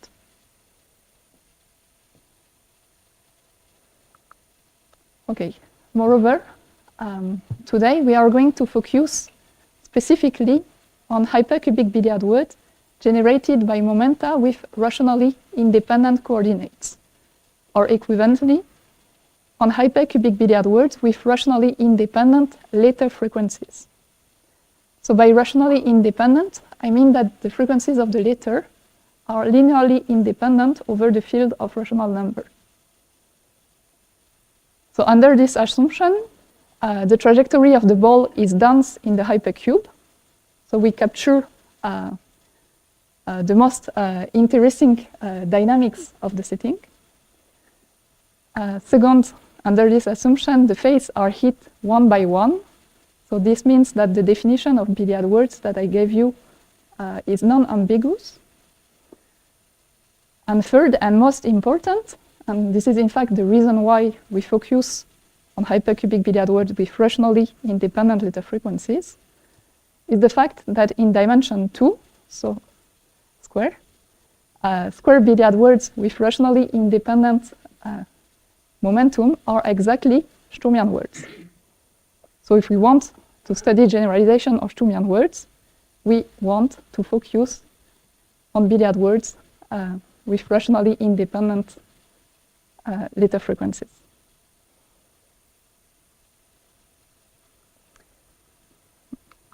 Okay, so now that you know what hypercubic billiard words are, I would like to give you a picture of what we knew about the combinatorial on-words property of this class of words until the last 3 years. So we are going to focus on the complexity, which is one of the main notions in combinatorics on words. So the complexity is a way to measure how rich in subwords an infinite word is. So more precisely, the complexity of an infinite word W is the function that counts for each integer n the number of subwords of length n that you see in W. So for instance, here, the periodic word 01, 01, 01, and so on has a complexity constant equal to 2, because for each length n, you will spot exactly 2 subwords of length n, one which starts with the letter 0 and then alternates 1 and 0, and one which starts with the letter 1. So the complexity can be understood as a combinatorial refinement of the notion of entropy in dynamical systems, which measures how much the knowledge of a small portion of a trajectory gives information about the long-term behavior. Or for us, how much the knowledge of a small portion of an infinite words give clues about larger and larger portions. Okay, so why are we interested in the complexity of Sturmian words? It is because it gives one, and in fact, the historical definition of Sturmian words. So Sturmian words are exactly infinite words with complexity n maps n plus 1. That is, infinite words that admits exactly n plus 1 subwords of length n for each n. So for instance, here is, believe me, a Sturmian word. And if you can make the list of its subwords of length n by reading it, and you will find two subwords of length 1, which are the 2 letters, 1 and 2, 3 subwords of length 2, 1, 2, 2, 1, 1, 1, and in fact you can see that 2, 2 will never appear, 4 subwords of length 3, 5 subwords of length 4, and so on.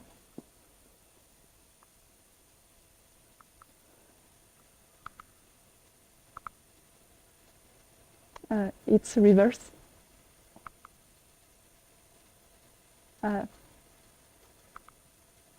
Okay. Sorry. Okay, so furthermore, this complexity n maps n plus 1 is minimal for binary words in the following sense.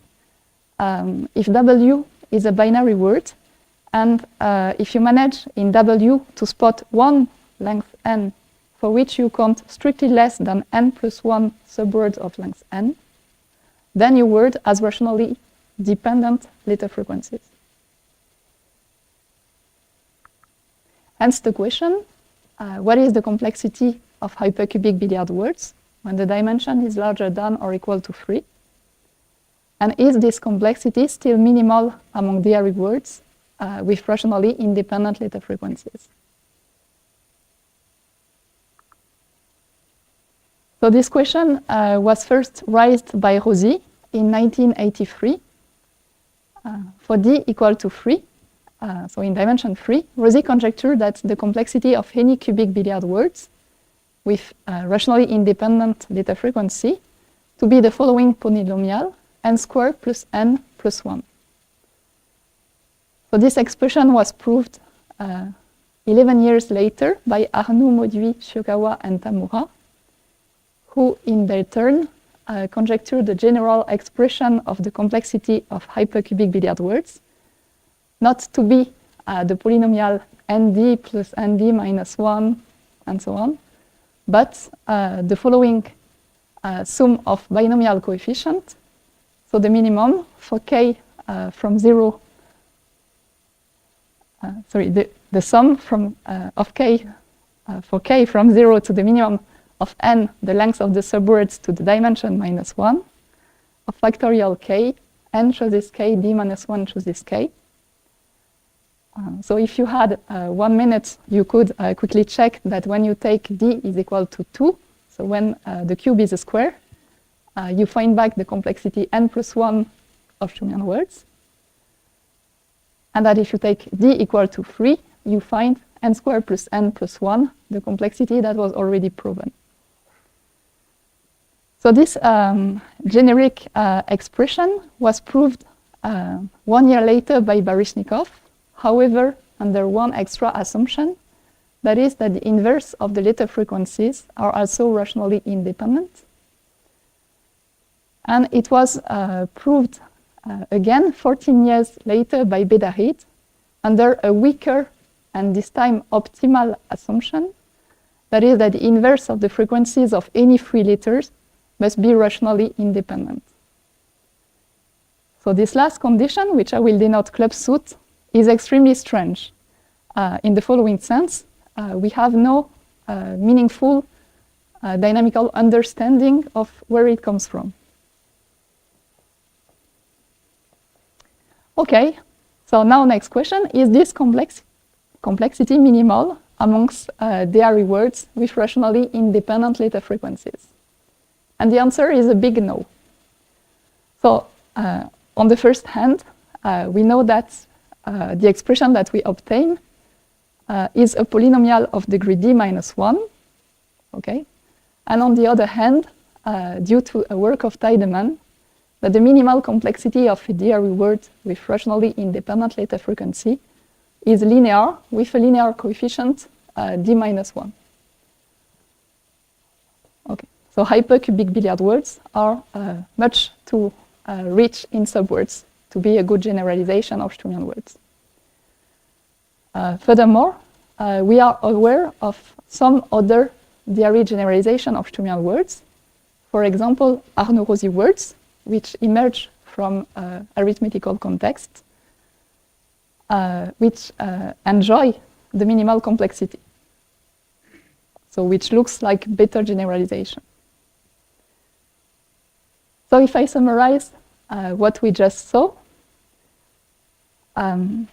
so we saw that it took 15 years to compute the complexity of hypercubic billiard word, first.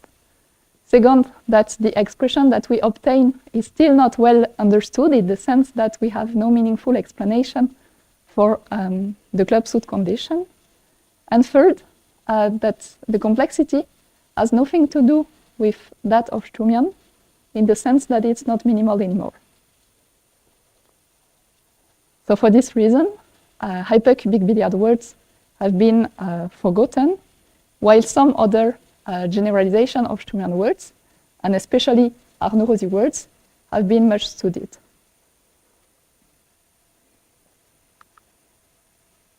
Okay. And in the third and last part of my talk, I would like to convince you that hypercubic billiard words are in fact extremely interesting when you look at them from the right perspective. And that this right perspective is another classical combinatorial quantity called abelian complexity. So to define the abelian complexity, I first need to introduce an equivalence relation.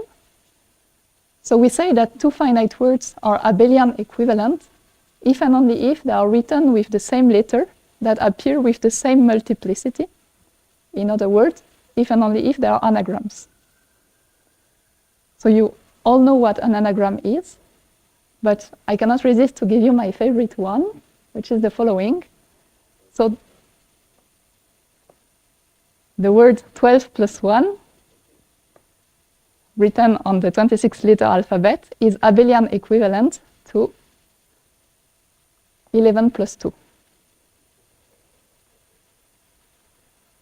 And now the abelian complexity of an infinite word W is the function which counts for each n the number of non-abelian equivalent subwords of length n that you see in W.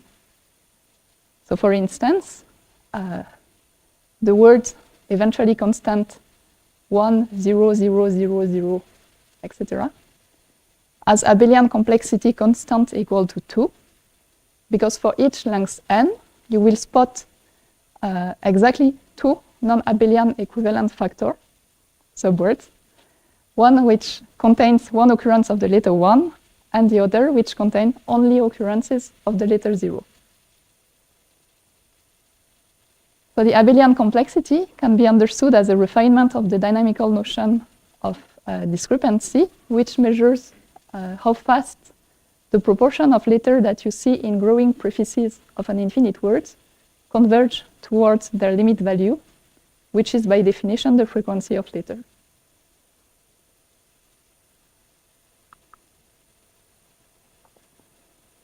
Okay, and why is it legitimate to investigate the abelian complexity of cubic billiard words? It is because, again, this is one of the many equivalent definitions of Sturmian words. So this is the theorem of Kovada and Lund from 1973. Sturmian words are exactly infinite words with rationally independent letter frequencies and abelian complexity constant equal to 2. That is, infinite words with rationally independent letter frequencies, which admits exactly 2 non-abelian equivalent subwords of length n for each n. So if we come back to our previous example of Sturmian words, for which we already compute the set of subwords for lengths 1, 2, 3, and 4, we can check that these subwords are partitioned into 2 abelian classes for each length n. So for instance, for n equals 3, the 4 subwords that we obtain are partitioned into the class green and the class brown. The green class is that of subwords with 2 occurrences of the letter 1 and 1 occurrence of the letter 2. And the brown class, which contain a single element, is that which contain 2 occurrences of 2 and only 1 occurrence of 1.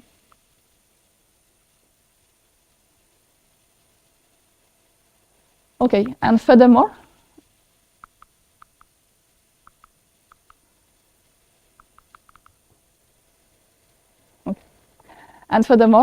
again, this abelian complexity, constant equal to 2, is minimal for binary words in the following sense.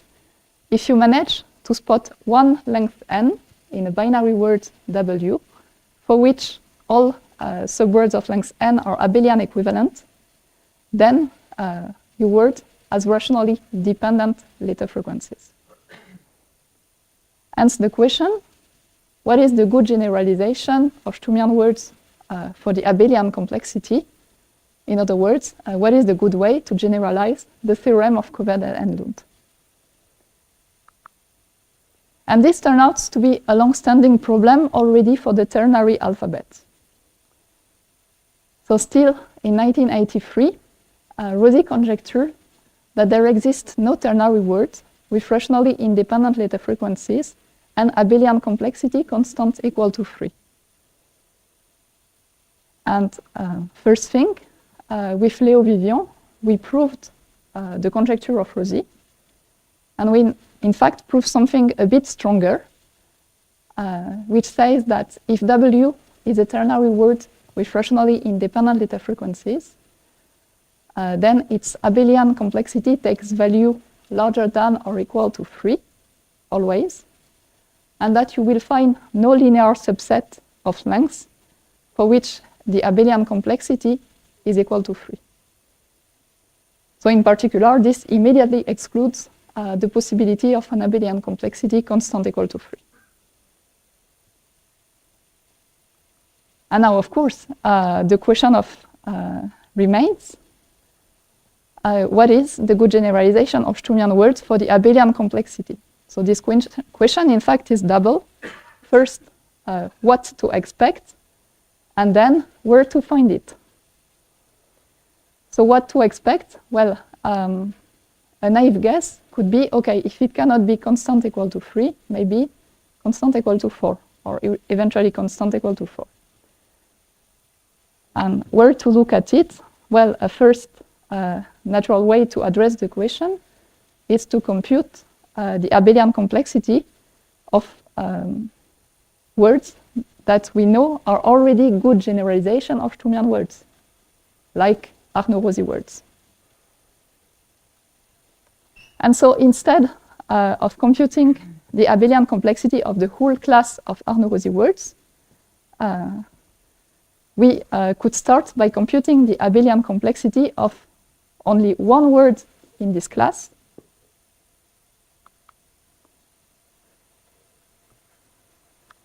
only one word in this class, the very easiest one, the Fibonacci word. So the Fibonacci word is written here. It is the friendless instance of Arnold-Rossi words that we know, and it has been studied for more than 40 years. So first question, can we compute the abelian complexity of this single word?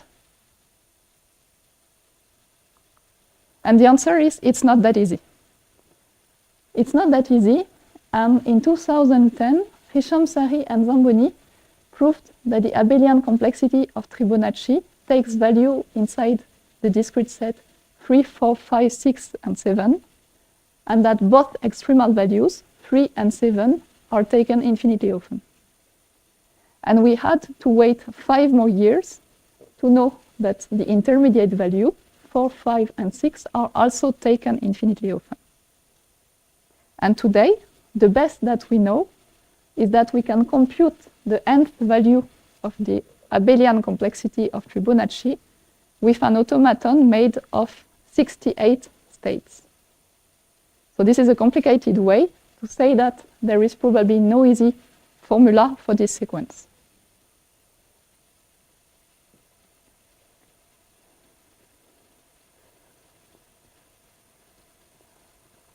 Okay, so now last slide, abelian complexity of hypercubic billiard words. So if I summarize what we saw, first we saw that hypercubic billiard words have a quite complicated combinatorial behavior. And second, that the abelian complexity is in general hard to compute. Already for very well understood words like Fibonacci, we fail at the computation. So for this reason, the project to compute the abelian complexity of hypercubic billiard words looks like a dead end. And yet it's not. It's not, and with Leo, we were very surprised to be able to compute the abelian complexity of hypercubic billiard words, and also even more surprised by the expression that we obtain, which is the following. So the number of non-abelian equivalent subwords of length n in a hypercubic billiard word of dimension d is the sum for k from 0 to the minimum of the length of the subword and the dimension -1 of the binomial coefficient d minus 1 chooses k. And we were surprised by this expression, first because it is explicit, just this. Because in general, abelian complexities are not explicitly known. We just know lower and upper bound, like it was the case for Fibonacci. Second, we were surprised because the very strange condition club suit plays no role. And third, and this is the most important, because this sum is stationary. If you take n larger than or equal to d minus 1, you will sum all all binomial coefficients d minus 1 chooses k, which will give you 2 to the power d minus 1. And so if you take d equal 2, so when your cube is a square, the abelian complexity is constant equal to 2. So we find back the theorem of Koban-Edlund. And when d is equal to 3, you obtain words with abelian complexity eventually constant equal to 4, which is the thing that we were looking for when we wanted to generalize the theorem of Koban-Edlund. So finally, one answer to the question of Rossi, which was what is the good generalization of Sturmian words for the abelian complexity, is cubic billiard words.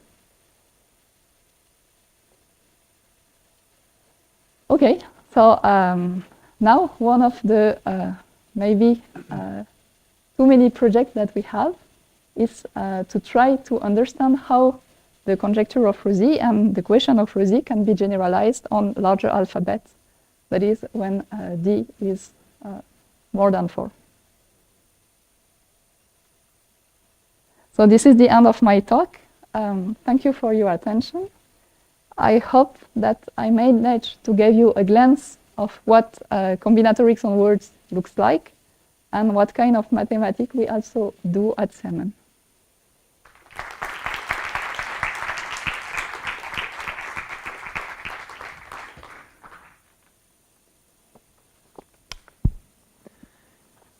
Thank you, Melody. Are there any questions or comments?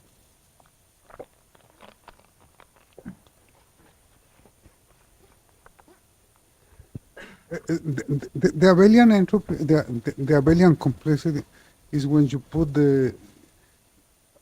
you made equivalence under permutation index. Yes. Okay. And so, do you have a good geometric representation for this, for the Villiers? That is to say, when you put something for n equal 2 or I don't know, and you can obtain the symmetrical one that could be invariant in permutation, some angle. This will be an angle transformation, you see. I don't, at least I don't see it like this.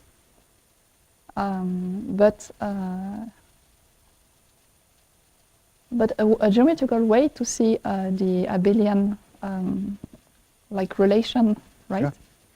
Yeah. Is okay when you have a word over a DRE alphabet. So let's say binary, right? You can draw a line in the plane. So each 0 is a step, right? Horizontal, and each one goes up. And so this way you have a staircase. And abelians means, okay, when you go up and right, it's the same that going right then up. Mm. So globally, you know, if you look at it from very far away, the line is the same. Yeah, because it must be a transformation of the angle, no? That is to say, instead of going to the side 2, you must go to the side 1, and so it must, following your design, there must exist this transformation. Mm. Okay, yes, thank you.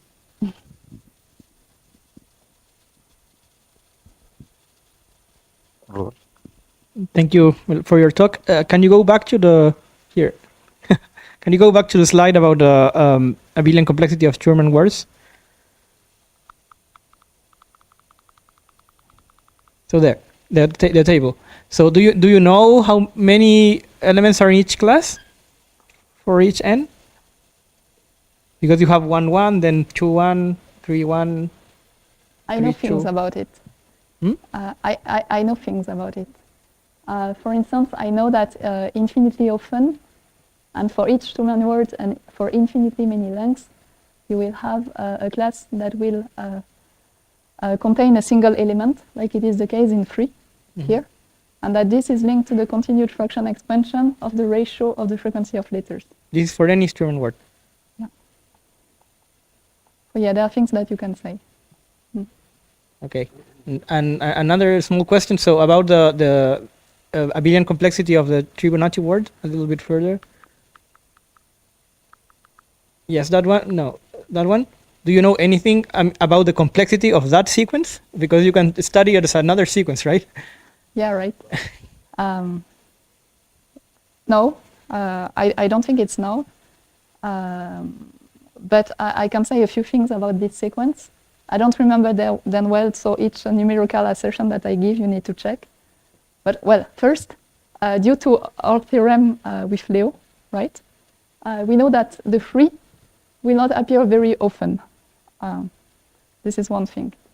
And another thing which was numerically observed by Hicham Sari and Zamboni was, okay, 7 will appear infinitely often, but the first occurrence of 7 is extremely far away. like insanely far away. So no, we definitely, it's very strange. Okay, and last, But sorry. from a computational point of view, it's understood because there is an automaton behind, right? Right. But come on, 68. Yes, it's difficult to analyze. What you want to understand, right? Okay. It's the number of states. Like, yeah, exactly. Yeah, 68. And last small question. So about in the last slide, I think before thank you. So yes. So you get a question, an answer for the question of Rosie. So now you have abelian complexity 4 every time except 1, which is not possible for Yeah. d equals 3, right? Yes. So could you have like 3 and 4 infinitely often, but not constant equal to 4? Is this known or not known? That is a very good question. So the first one is maybe other words than that one, which will give this. And then can we slightly improve it by going to 3? Yes. At least 1. This is yes. Yes. Okay. Infinitely often, it's conjecture, it's no. It's conjecture that it's not possible. I mean, conjecture is maybe a big word, but Okay, it's but more- strongly thought about, yeah. Okay. Thank you very much. Any other comment or question?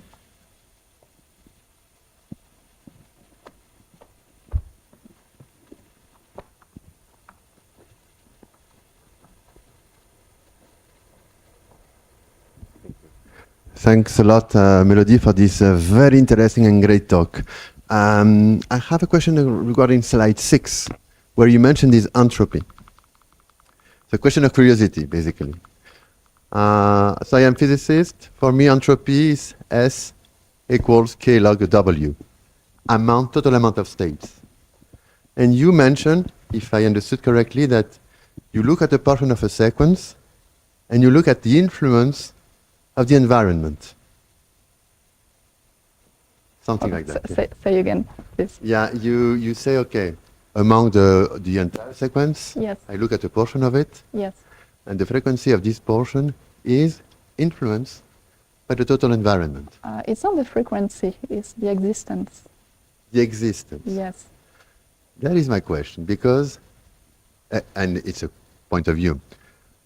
If you say this, it means that the existence is influenced by the surrounding, and it makes, in our words, the problem non-local. The environment influences the specific state of the specific existence. How does it come? That is my question. I will need much more time to think about your question, I think. Okay, but, But it's a general question that maybe raises other ideas in the audience. Okay. Maybe we can continue Yeah, afterward. I will need more time. Yeah. Thank you. Okay, let's thank Melody again.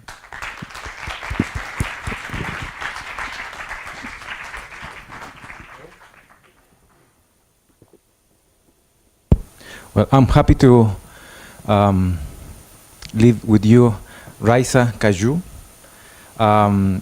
So Raisa did her PhD in Brazil in University Federal do Paraíba. And later she joined the CMM as CNRS CMM researcher.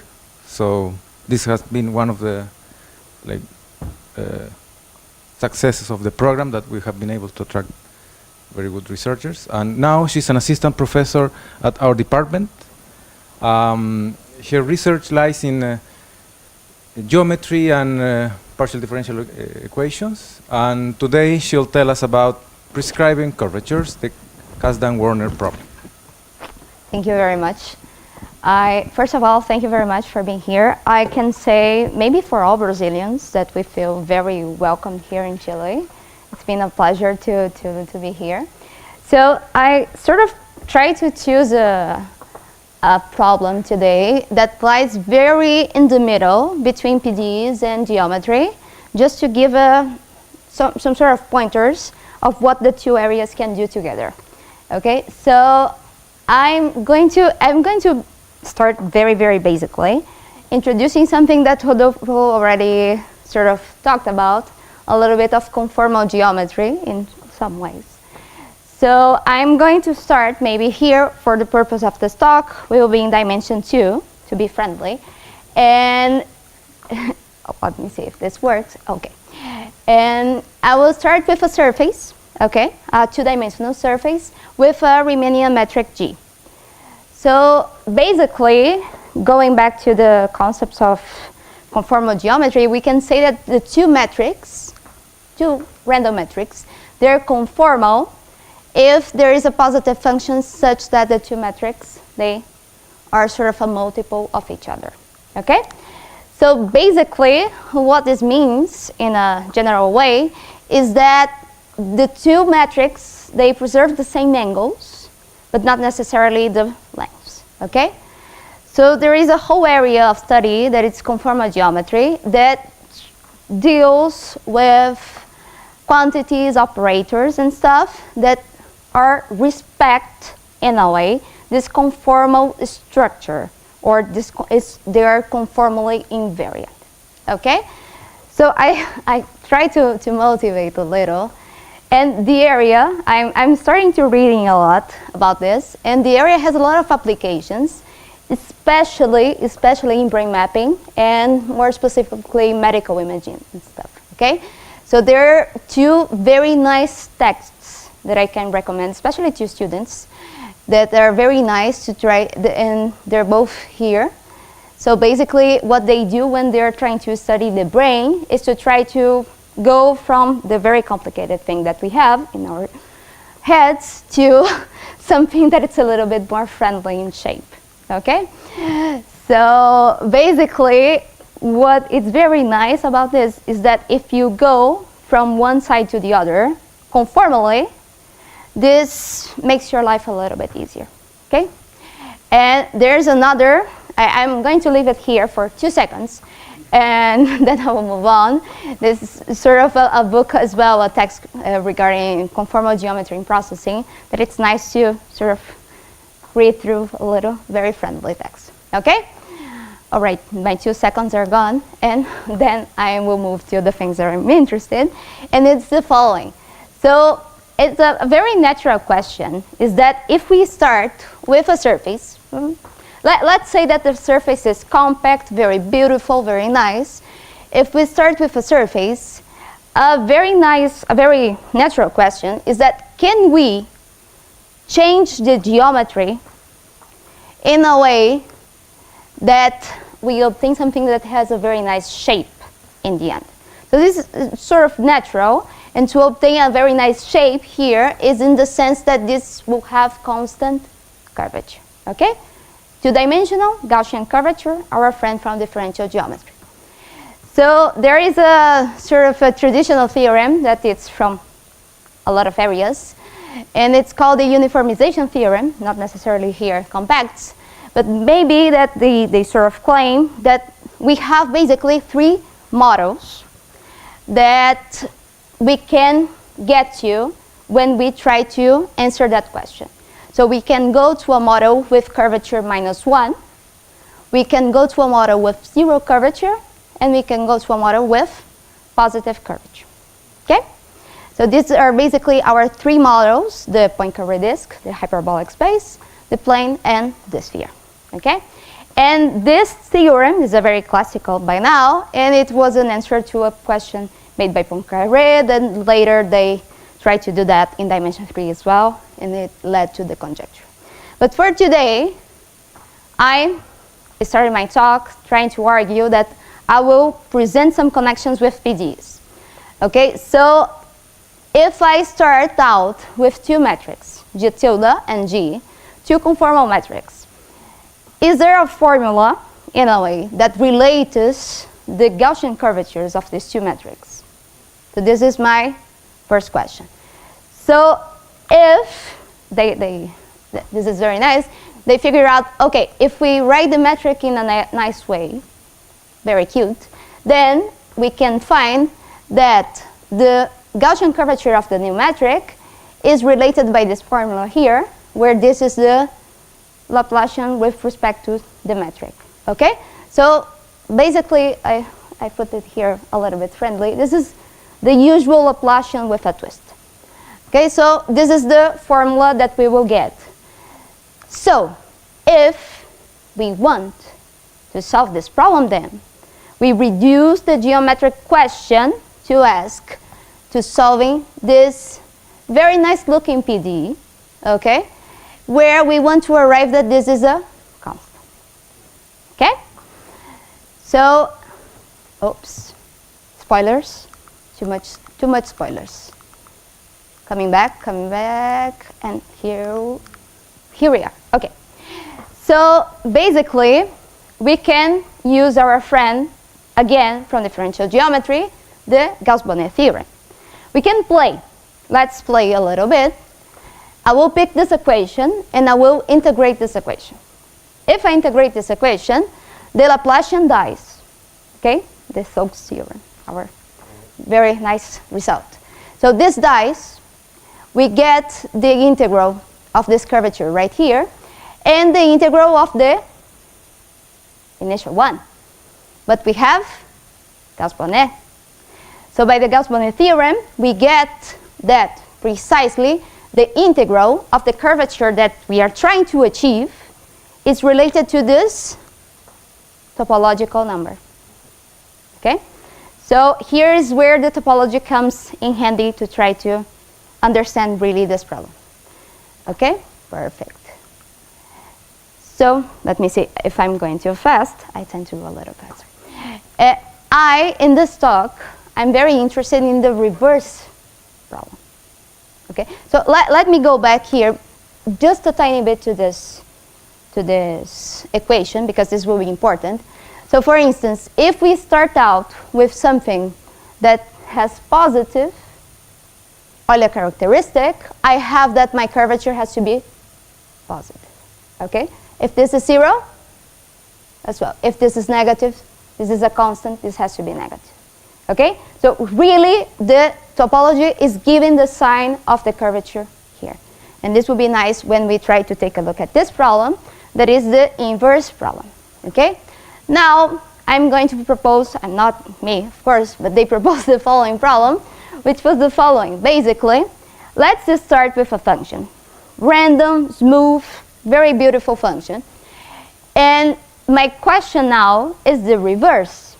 Okay?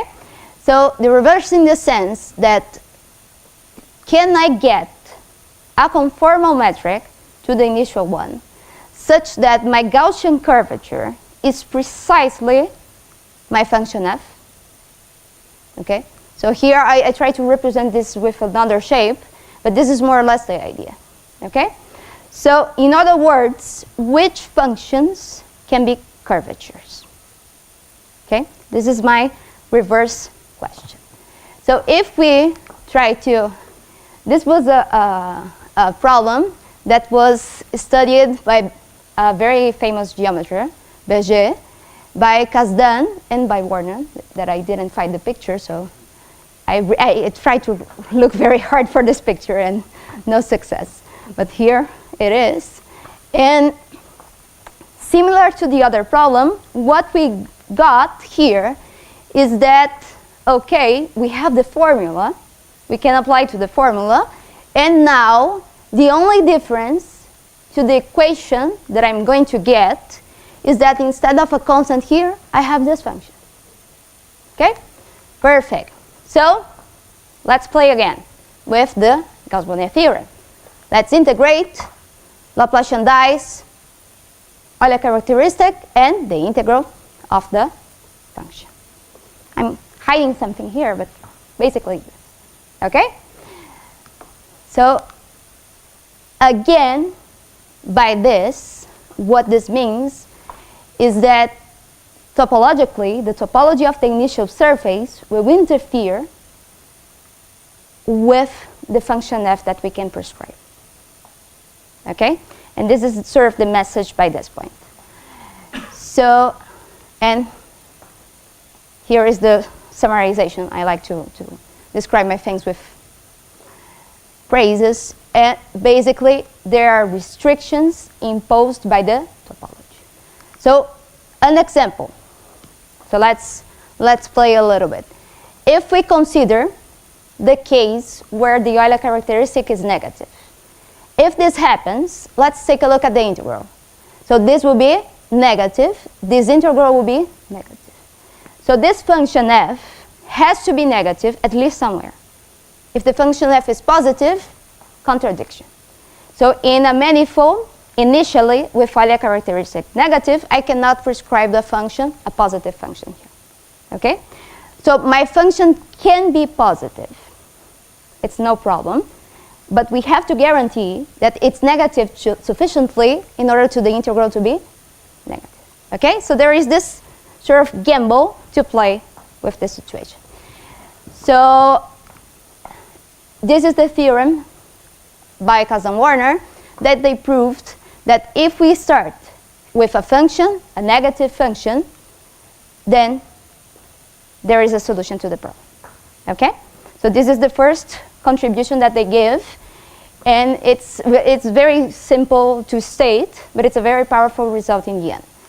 Okay? So I put it here in emoji, but basically what happens is that, okay, we are dealing first with the function to be negative. So what happens if our function is a little positive? So in this case, no one has yet an entire characterization to what happens with this problem in this setting. Okay? So in some cases we have solutions, in other, not so much. Okay, so playing again with the equation, we go back to the case where the characteristic is 0. So this particularly is the only case that is completely solved. Okay? So going back to the integral, they managed to prove that the equation has a solution, and it's an if and only if, or the function is 0, or satisfies some sort of condition that I will leave hidden here because it's a little bit more technical. Okay? But there is, in this case, it was a theorem proved by Berger and Kazan-Warner that sort of completely characterizes which functions can be curvature in this case. Okay, so, and to sort of give you a historical point of view of the whole thing, if we move to the case that the characteristic is positive, our manifold, our surface, has to be in a sphere or the projective space, basically. So in these situations, this problem was actually being studied by Nirenberg very, very before. And there is a phrase by Alice Cheng in, I think it was an interview for the Quantum magazine, but I'm not sure, that she was saying that this particular question, in the positive case, led to many, many, many advances in the area that I'm working, that it's geometric analysis. Okay, so I put it here, a picture. I think he's my, I was counting, I think he's my academic grandfather or grand-grandfather or something in the math genealogy, and it was nice to see. But basically in 2015, due to this and other contributions, he won the Abel Prize, okay, together with Nash. Okay, so here I put it, a picture of, as well, three mathematicians, Nirenberg, Alice Cheng and Paul Yang, and I think they are still both professors in Princeton, that this problem for the positive cases, I think the nicest statement to the solution was given by them in some point. I think this is the best result that we have. And this problem, the general case, is still open in the case where we are dealing with positive things. But there are also contributions by this person that I'm not going to try to say the name, and sorry, and by Struve and etc. Okay, but here it is. Okay, so the message is the problem is still open for us to try to deal. So let me see. We recently have been very interested in the case with boundary, where we pick a manifold with boundary. So I'm going to try to describe this problem in the picture first. So basically, here, if we pick a surface with boundary now, we can take a look at two types of curvatures. The Gaussian curvature of the interior, and if we take a look at the boundary here, we can try to look at the geodesic curvature. Okay? So we can try to understand if we give now two functions, f and h, these functions can or cannot be curvatures. So this is the question. So to state the problem precisely, can we find a conformal metric such that the curvature of this metric, the Gaussian is f and the geodesic is h? Okay? So here comes our PDE again. So there is a formula for that, and we can try to get to the PDE. So on the top, we have the same thing as before. But in the boundary, we get some sort of PDE with a Neumann condition right here. Very nice looking, right? Very clean PDE. So we can try to do the same.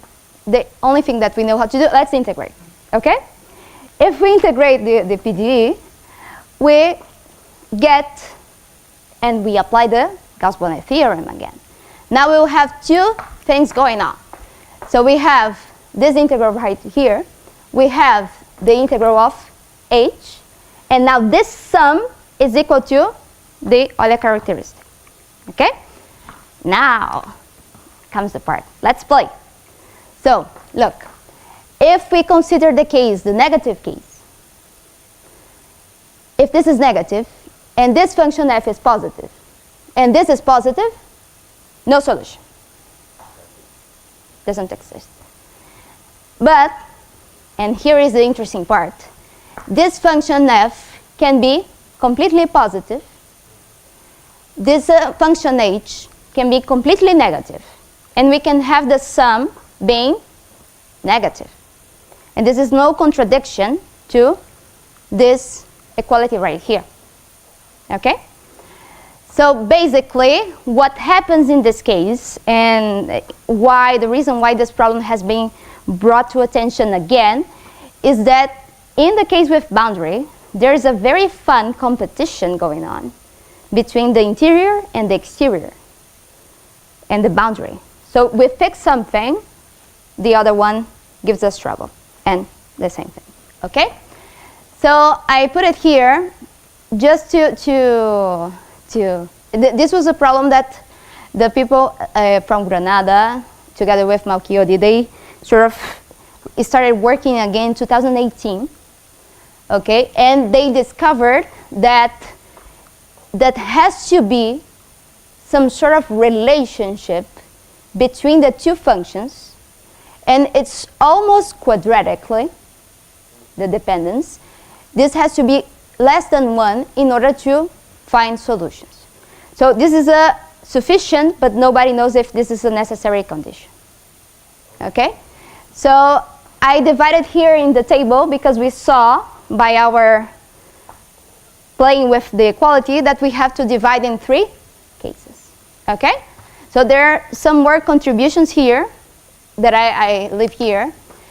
But I will very briefly talk about the things that, together with that he's here today, my collaborator Almi, he is visiting from Brazil, and IRLs, we sort of started to try to understand this problem, and we had to pick a side. We had to choose which topology we want.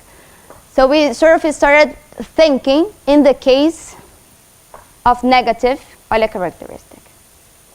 Okay?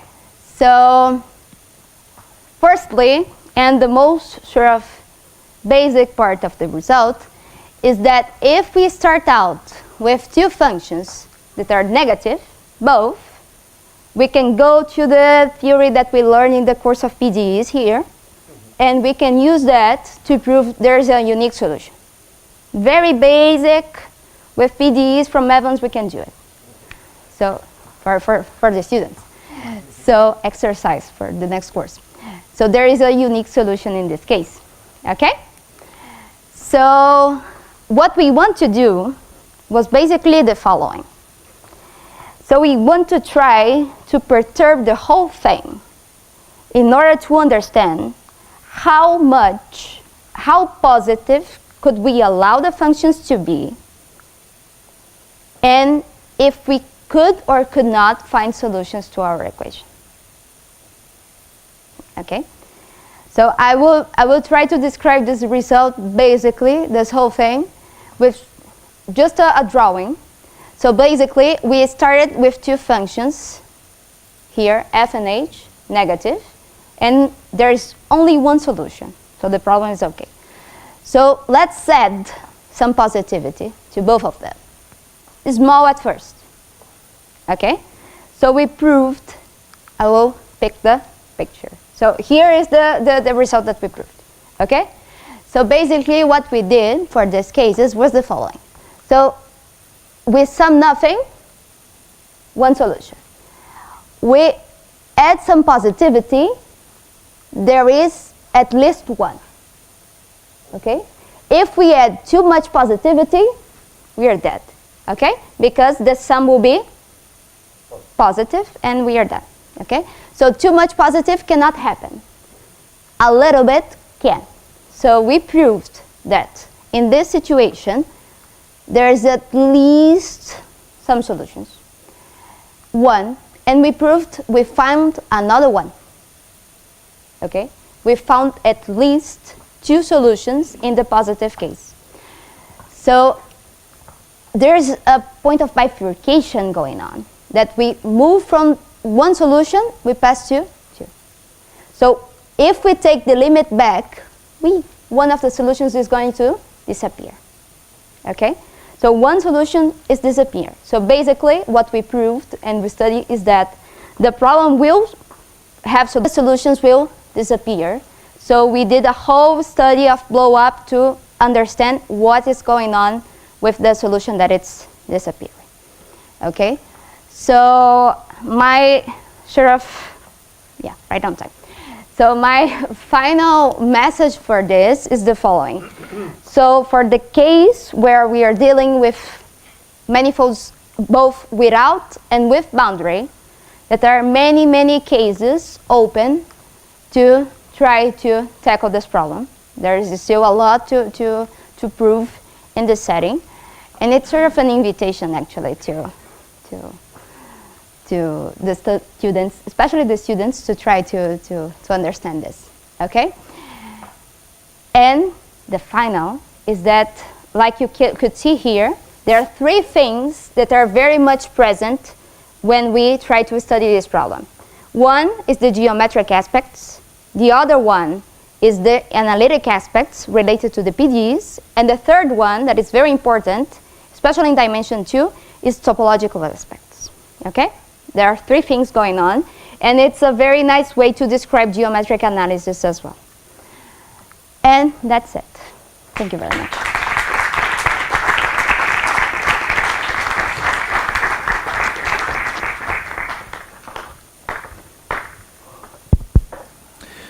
Any comment or question?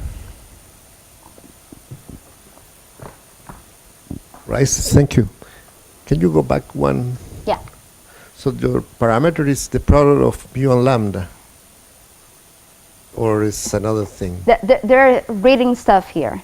So it's we are adding two parameters. Yes. So this graphics is a little bit misleading. Okay. In many senses. But the problem is we don't know how to draw this more generally, because what happens is that there is a quadratic relationship going on. Okay. And we don't know for sure how one affects the other yet. Yes, but it's because of that. And in that region there is a maximal... Yes, there is a maximal point. Yes, yes. Excuse me, it's not in the central part of your talk, but it has to do with the approximation of surface without boundary, with boundary by surface without boundaries.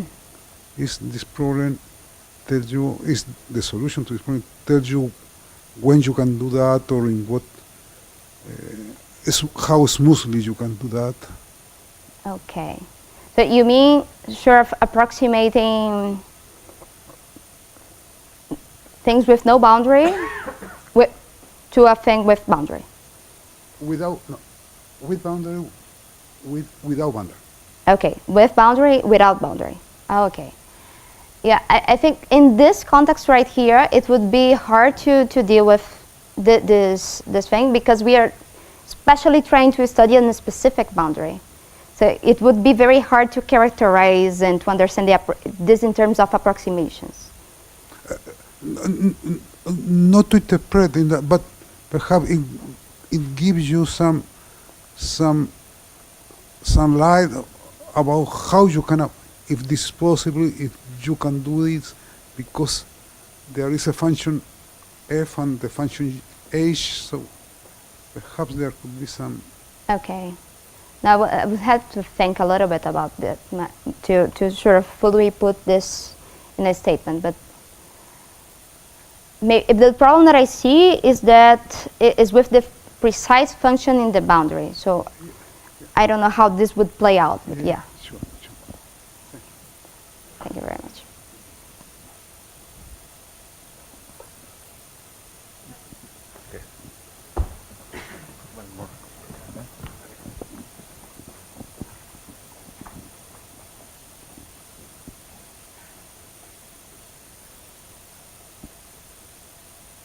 So it is a very interesting problem. Thank you for the very clear talk.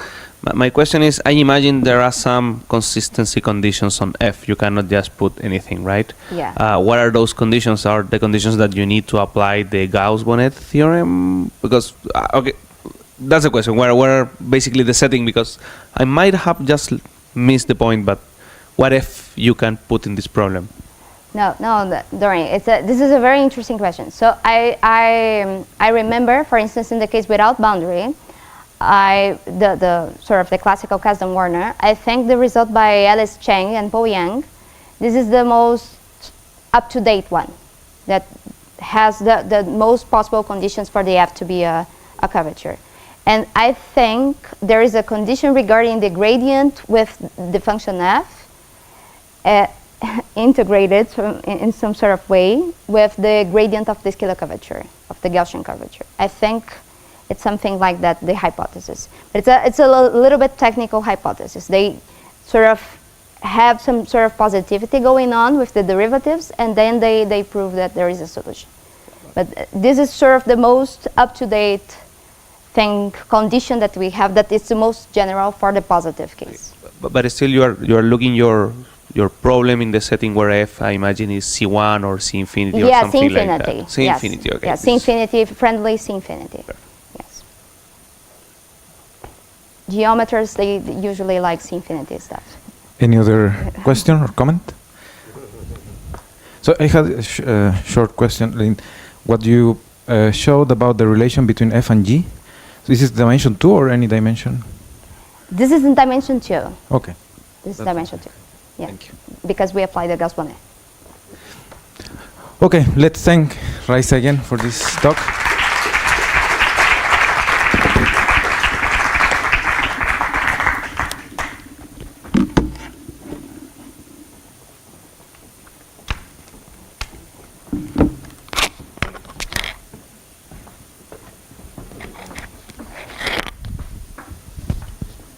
¿Cuál es el algoritmo?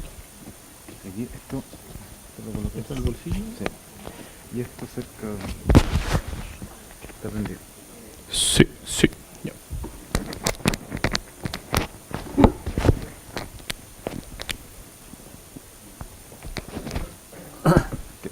So now we have our last talk of this today's workshop. So I'm happy to have here Pedro Montalegre from University Adolfo Ibáñez. He's an associate professor at Adolfo Ibáñez, and he did a PhD in France too, in Orléans, and then he became a professor at the University Adolfo Ibáñez. His research lies in broadly in computer science, but in the last few years, he has been also working in more algorithmical terms and distributed computing. So, as the title suggested, distributed certification from graph classes to algorithmic meta theorem. Thank you. Thank you. Can you hear me? No. Yeah? Okay. Thank you, Seba, for the introduction. This is a picture of my university. Universidad Adolfo Ibáñez is in the mountain in Peñalolén, in Santiago. We are like about 1,000 meters high. Okay, so that window is my office, so we can see Santiago from above. So we are the highest university in Chile, not the best one necessarily, but the highest one. So this talk is about distributed certification. It's a topic that I've been working with some colleagues in Chile and abroad, especially with my colleagues here at CMM.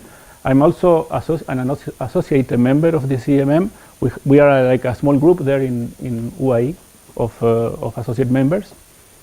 So what is this distributed systems? What are about this distributed computing? So nowadays, distributed systems appear like everywhere, are ubiquitous, right? Perhaps to define them, we have to compare them with the classical centralized setting when we have like one computer, one big machine that receives some data, treat it, and gives an output. In distributed systems, we have they are very different. We have many computers, many machines that have to interact between them.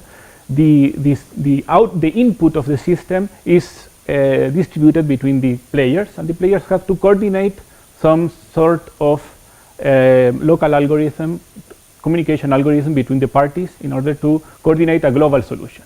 Okay, so typically there is no centralized information. There's lack of global coordination, and also there's no a clear difference between the hardware and the software, in the sense that, especially in my research where I work with distributed graph algorithms, we have the computers connected in a network, and they use this network to communicate between them. And normally we want to make them coordinate to compute something about the network itself.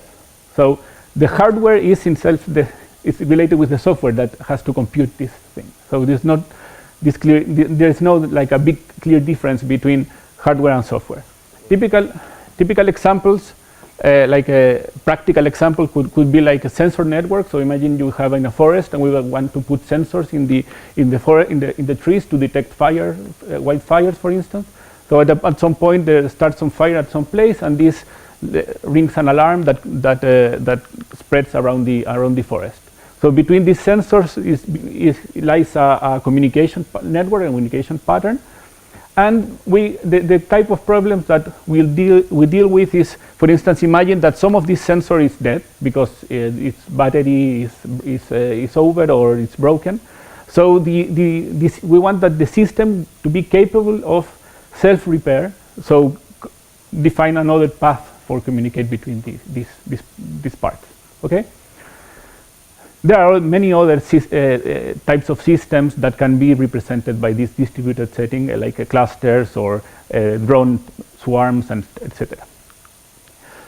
So we try to in this context, there are many different types of systems and many different models, and we try to like balance between a model that is close enough to the practical motivations, but general enough to be able to allow us to do theory, to do theorems over it, if you want. Okay, so maybe one of the simplest and perhaps powerful models in this system is in this context is the distributed local decision. So in this model we have a network of nodes. These nodes have unique identifiers. In this case, they are from 1 to n, but normally this is not a necessary condition. And the nodes communicate between each other in synchronous rounds. So there's like a global clock, maybe, and the local computation of the nodes is for free. We care about the communication, the amount of communication that has to that these nodes have to communicate, not the internal computation of these nodes. Okay, so the local computation is for free.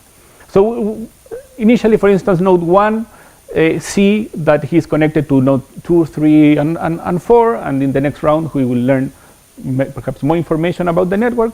And after a while, after a certain number of rounds that is fixed or defined, specified by the algorithm, the node has to decide whether it accepts or rejects. Okay, I mean, and accept or reject what? Well, we want to compute some like legal state of the system. For instance, if every node has a correct battery is running, for instance, or if the network is correctly connected or stuff like that. Okay, so every node will do this in parallel, and some of them will accept and some of them will reject, and this will lead to a global response. So we'll say that the system globally accepts if everyone accepts, and globally rejects if someone rejects, at least one. Okay, so and we can imagine if that someone rejects, it means that it can ring an alarm and spread some information afterwards. Okay, and we ask, well, what are the properties that we can decide on this model, on this simple model? Okay, and just to give a very trivial example, but to fix the ideas, suppose that we want to decide if the graph has maximum degree 5. So every vertex has degree 5. So this has a trivial algorithm, right? Every node has to check if it has 5 or more vertices, or less vertices. Sorry. So a legal instance will be a graph of degree smaller than 5 and or smaller or equal than 5, and an illegal instance will be a graph where at least one vertex has a high degree. And so an algorithm would be like just check around you, and if you have a few neighbors, you are okay. If you have too many neighbors, you are not okay. And then, okay, this algorithm can check perfectly if this graph has this property. So we say in this case that having a maximum degree 5 is a local property, because we can check it with a local algorithm, with a local decision algorithm. Okay, so this is a global reject. Let's pick another example. So suppose that we want to know if our graph is a path. Okay, it's a line. Okay, it sounds like something like that we should be able to decide locally. So again, here are two instances. The first one is a path. Okay, a sequence of vertices with 2 endpoints. This is a legal instance, and below we have an illegal instance because it is not a path. It is not a path. So a trivial algorithm would say, okay, let's check again with the degree. If I have degree 1 or 2, I accept. Otherwise, I reject. So in this case, it will work well because, for instance, this red node would see that it has degree 3. Unfortunately, for this case, it is not enough, because we can take this graph where everyone has degree 2, and it is an illegal instance because it is not a path. But what we have is that, in fact, this idea of degree 1 or 2 would not be enough, because everyone will accept in the cycle, and this is an illegal instance. Okay? And in fact, we can prove that there is no local algorithm that can distinguish if the graph is a path or not. And the reason is that exactly this instance is that the local information on some of the vertices in the path can be mapped to the local information of some vertex in the cycle. So this vertex cannot distinguish locally which graph is which. So if we repeat this for all the vertices in the cycle, everyone will accept, and this is a no instance. So there is no valid algorithm for this case. Okay. Okay, this is the first ingredient of my talk. So the local decision. The second ingredient of my talk is graph classes. So in algorithmic graph theory, we usually have that many problems are hard to solve, are NP complete, NP hard, or above. And a typical way of dealing with these problems is to consider specific graph classes that have some property that can be exploited algorithmically. So we can solve these hard problems much efficiently. And also the interest of this is that many of these graph classes relate to real world applications. One, like a classical example, is the planar graphs. Planar graphs are graphs that can be mapped, can be embedded in the plane in 2 dimensions in a way that no edge cross, okay, with no crossing edges. Another important example, for instance, are interval graphs. Interval graphs are graphs where the vertices can be mapped or can be related with intervals in the real line, and the 2 vertices are adjacent if their intervals intersect. For instance, node A here is in blue. We can relate it with this interval blue here, and we will have that a node B with this interval, and we have that A and B are adjacent because their intervals intersect. Okay, and this kind of graphs also are quite related with scheduling problems. For instance, when we have like the occupation of some resource, and we have and a graph essentially represents the ways of this on how when two members want to use this resource at the same time. And another example is graphs of bounded tree width. I won't dare to define this property in such a short time. It's a quite complicated notion, but it relates on how a graph can be how close a graph is to a tree. Okay, how similar is to a tree. And the advantage of graphs of bounded tree width is that the structure allows us to do algorithms that bottom-up algorithms like dynamic programming or stuff like that, that allows us to define like very fast algorithms, and in many problems that are in general NP complete can be solved in polynomial time on graphs of bounded tree width. So my research involves like how to define or design distributed algorithms for specific graph classes. Okay, and well, the danger here is that, as we saw with the path, is that like even very simple structures are not locally verifiable, locally computable, and this could be a problem, because if we run an algorithm that is designed for a certain graph class and the graph is not in this class, then we could see some sort of lack of termination or erroneous outputs. And as well, some other some algorithms require that we have some information about the graph class. For instance, the algorithm for planar graphs usually assume that we know the planar embedding of the graph, or the graphs for interval graphs assume that we know the interval structure, the representation of the graph. Okay, so we want to see if we can somehow distributedly verify at least or compute if recognize the graphs that belong to a certain graph class. Okay, but as we saw in the other case, even very simple structures cannot be recognized by these simple local algorithms. So we consider a more powerful model, which is called local certification. In local certification, we have there are several different models. In the one that I will explain here, it's called proof labeling schemes. But what I would say, it's valid for almost every model of local certification. In this in this scenario, we have our graph or distributed system, but we have some like a big computer. Okay, or a character defined by Merlin, who has a all-powerful entity who see the whole graph and will help the nodes to compute some stuff. Okay, the nodes of the graph are very simple machines like these toasters, so they cannot compute many things. But this big computer will see the whole graph, and it will help the nodes to compute some property.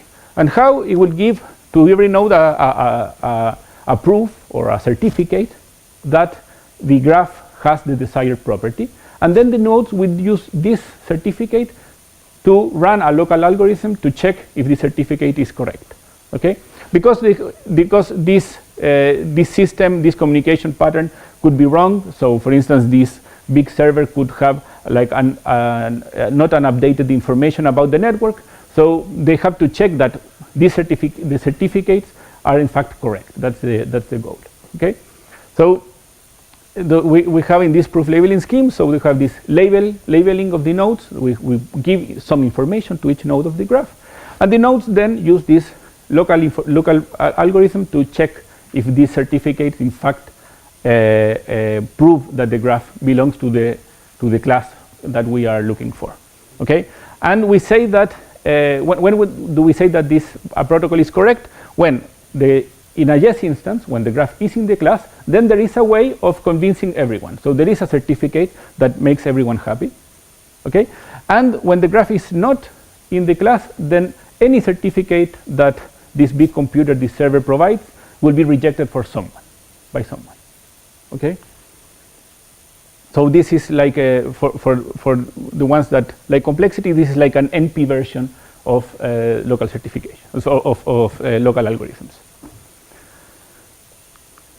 So, for instance, how do we solve with these certification patterns? How do we solve the problem of recognizing a path?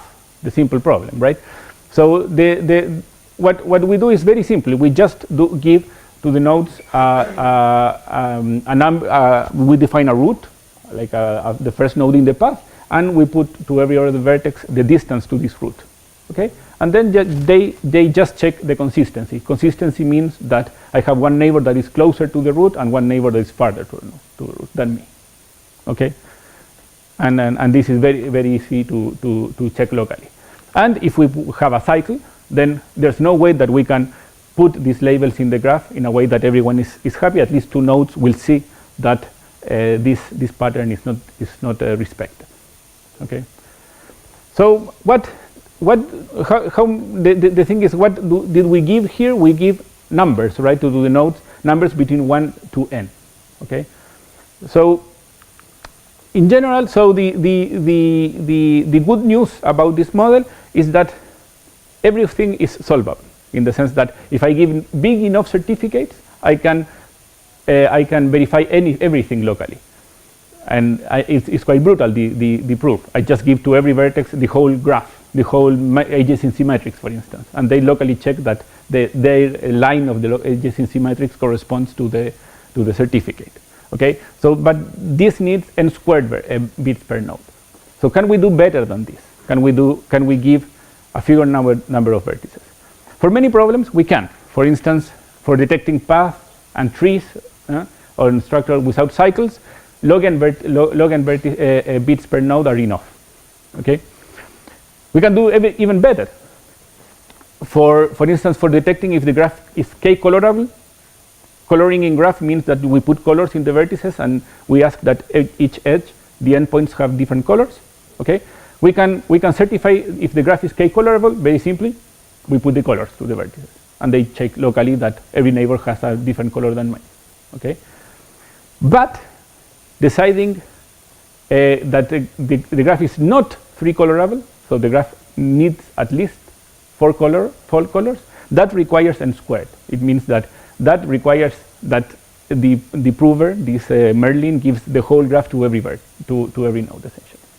Okay, so there is like here there's a complexity problem. We want to look for the smallest size of a certificate for a certain graph class.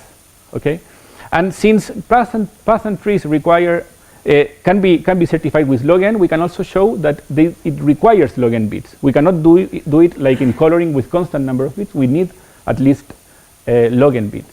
Okay, so log n became like the gold standard in this model. Like an efficient certification pattern is one that uses certificates of size log n. So we started to look to like all of our favorite graph classes and started to define efficient certification schemes, where efficient mean log n certificates.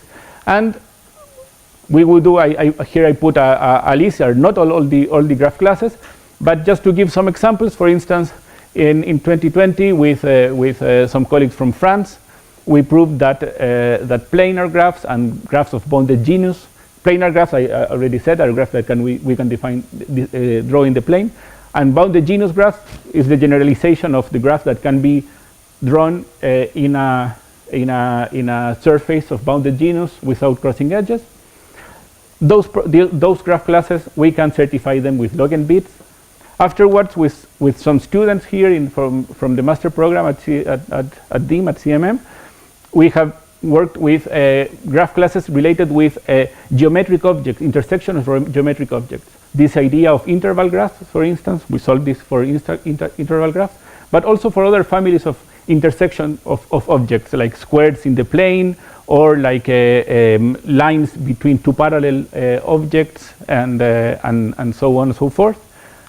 And also, like we have a series of works of geometric objects that you can define, for instance, in the circle, like lines in a circle or polygons in a circle, that the nodes are defined by polygons in a circle. And okay, all these graph classes have some like property that we could exploit algorithmically and obtain these certification schemes.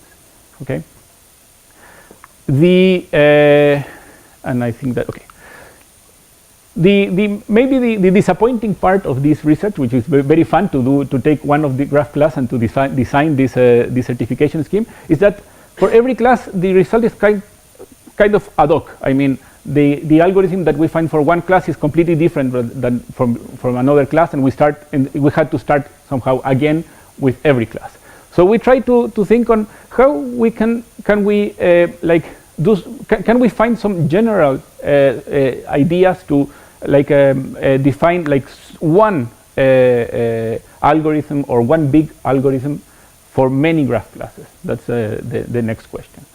So we looked to what in computer science, in theoretical computer science, are called algorithmic meta-theorems.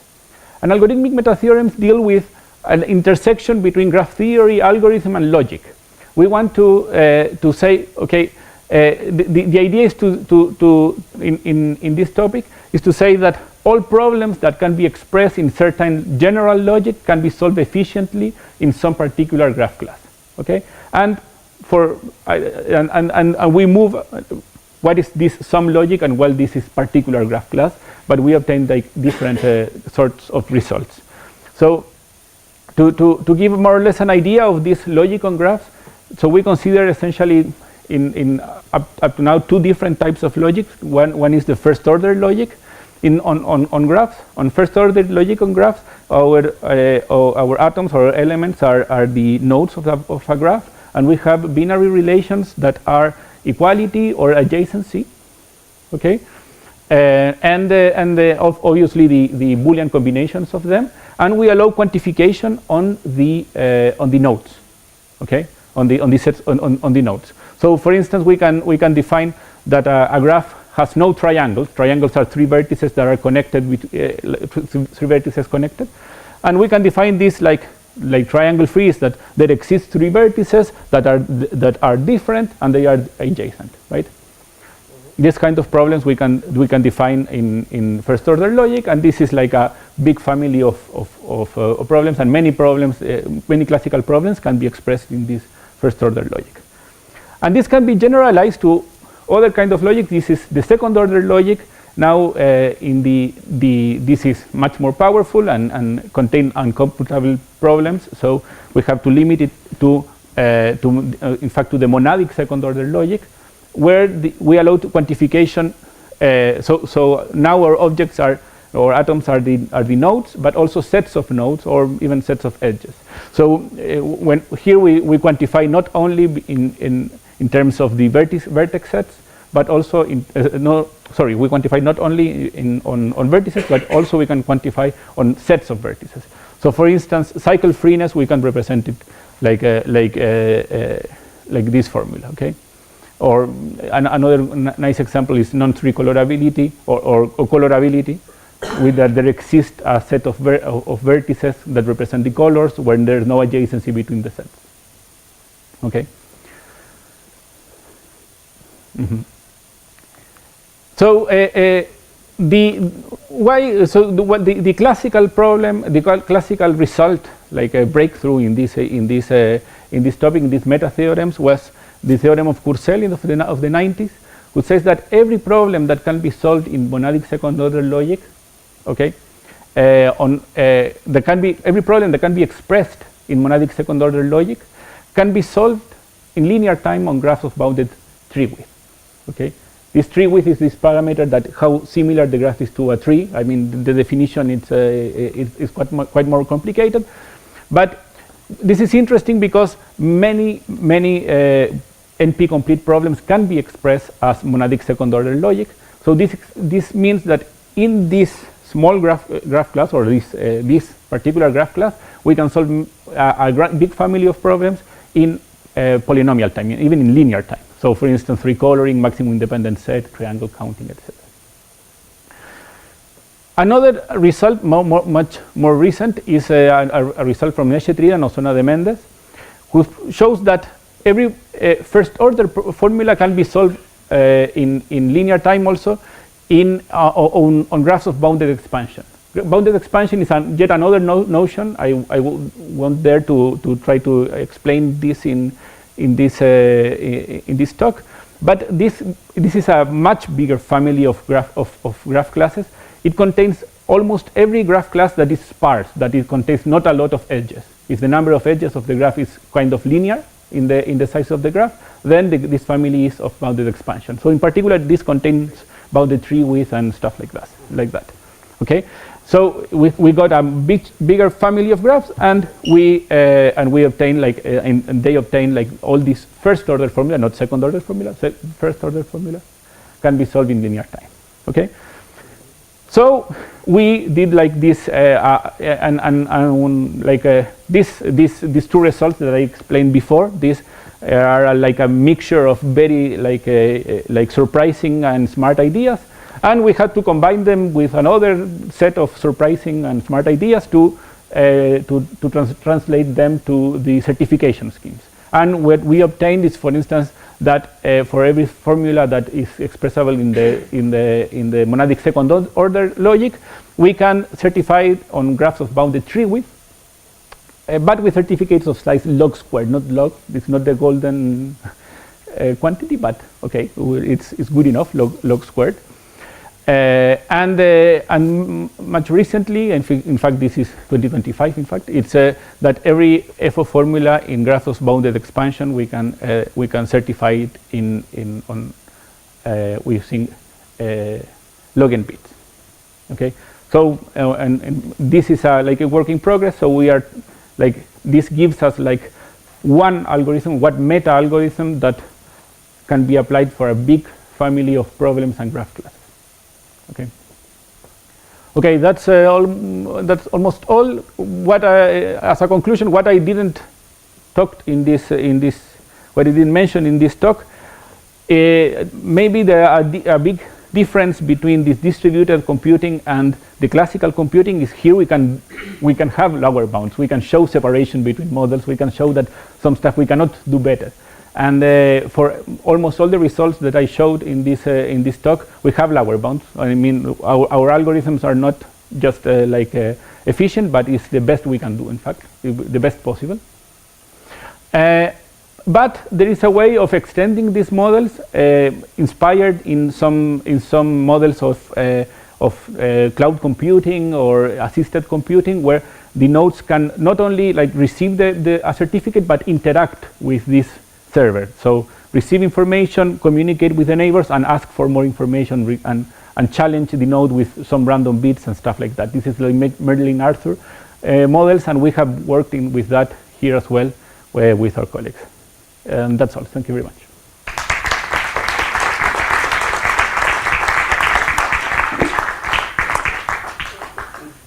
Questions, comments for Pedro?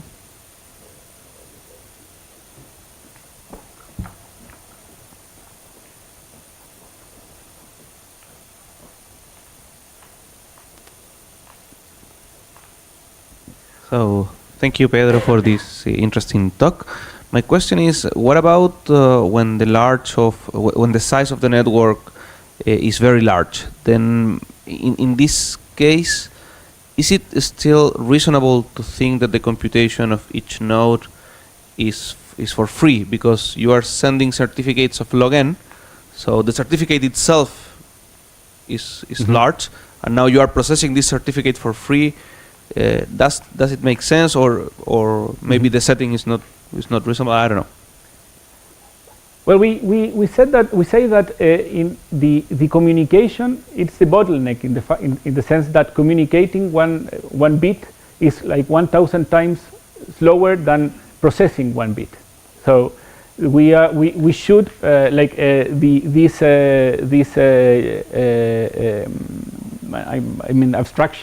abstraction of the model, try to deal with this part, that the main problem is with communication, not with computation. But that said, there are models, there are papers that work with a combination of these certification patterns and a restriction on the local computation. And of course, there, when we deal with local computation, then what I said at the end is not longer true. We have lower bounds, but conditional to p equals np or p different than np and stuff like that.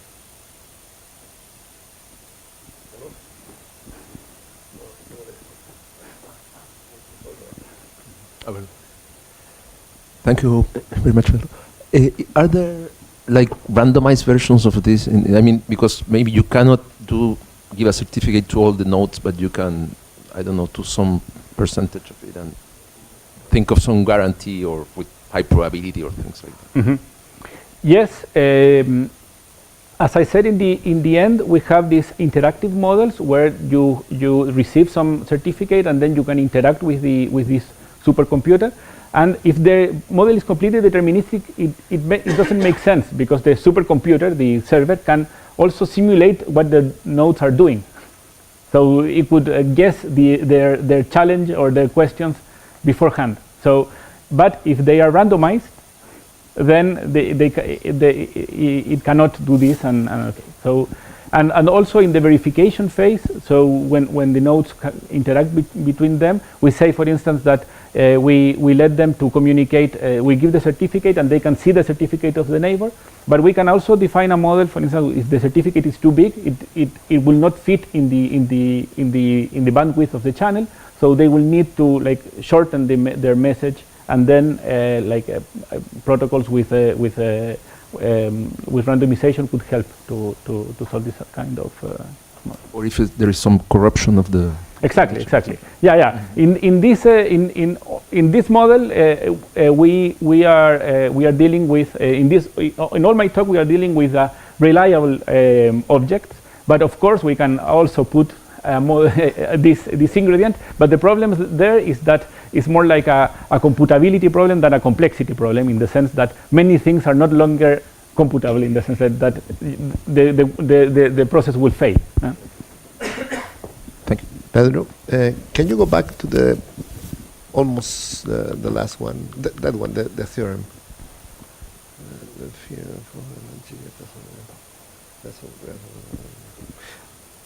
The way you prove the theorem is that, or if I give you a proposition, you can write it down the program?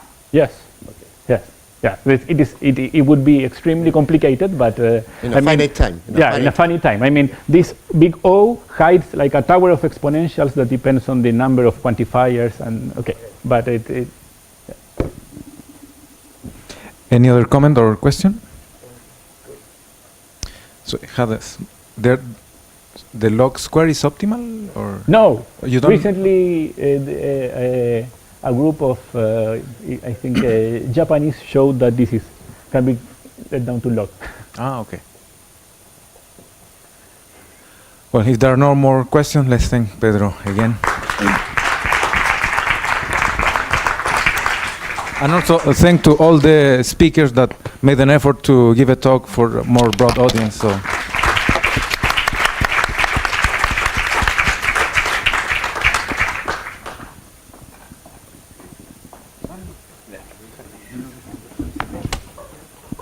Así otra vez esta, se me quedó los lentes otra vez. Me ayudáis después. Uso esto mejor, ¿no? Está apagado. Ahí abajo. Ahí. Hello. Hola. So as part of the program, we would like to briefly inform you, told you about some very nice discussion we have had with the director of IRL that visited us during these days. Actually, let me, of course, maybe this is a student and other researchers that have not been involved in every activity. The director of the IRL arrived on Sunday, so we had Monday morning to work. We work with all the researchers of CMM. There was a moment to discuss possibilities of joint activities or let's say to imagine the future together, right? The first of many others. And after that, we have some work session during the week. Of course, at that level, what we have is propositions, ideas, and with the idea to construct together a roadmap of collaboration. To explain in some few words what we have done, the conclusion we have so far, I will let Alejandro. Okay, I have my glasses. So, okay, as Hector said, there was many meetings trying to capture ideas about what to do together. So International Research Lab, was just said, in mathematics in the Americas we are 6, yes, the last one in Uruguay. First, a little context. So since, let's say, 2019 at least, when we met here in Santiago for the 8th anniversary of CNRS in the Congress, in the Centro, we start to think about that after the CMM proposed itself to push this idea in his proposal for the next 10 years in 2021. After there was a meeting in Uruguay for the inauguration of the International Research Lab in Uruguay also, I don't know, last year? Last year. Yes. And this year now, here at CMM, we continue with this. Of course, in the middle there was the COVID, where everything, all the ideas stay on hold for a while, and so we really wanted to do that. There are many concrete ideas, just summarize them, but of course always we consider training and insertion of young researchers is an important issue in a network, within the network, but also together with France to push forward with sharing postdoc, PhDs, opportunities, traveling, etc., to organize events, so workshop congresses together. In particular, we evoke this common let's say, challenge in mathematics to have workshop devoted, maybe the first one, the fundamental role of mathematics in artificial intelligence.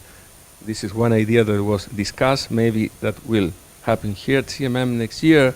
It's not a unique idea, but just trying to summarize. Of course, there are many challenges in the world that you know. Now at CNRS we speak about the transitions, so technological transitions, social transitions, you know, everything that is happening in the world that touch mathematics, and we need to discuss about that together. There are some ideas also to be involved together in projects, because there's not enough critical mass here or in PIMS or even in France to tackle such problems. So it's a great opportunity to be together. Well, there are some concrete ideas that would answer some call from CNRS with PIMS about the ocean this year or maybe next year.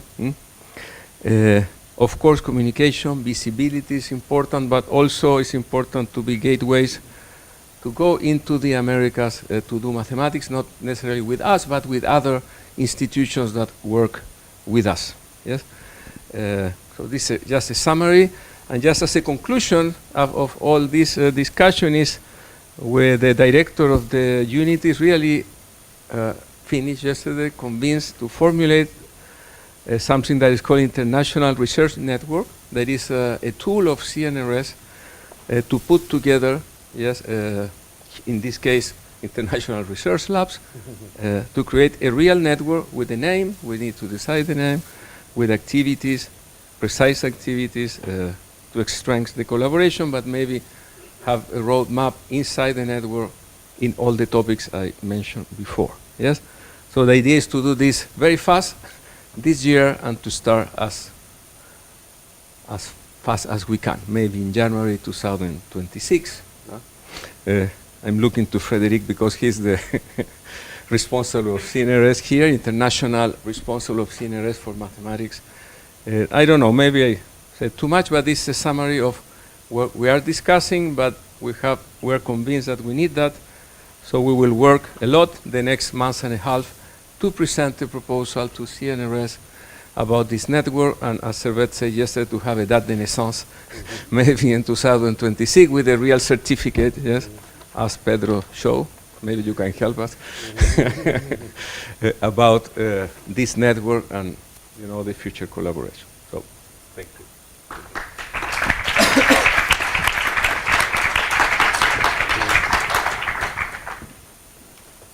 Just to say a few words. So this is more than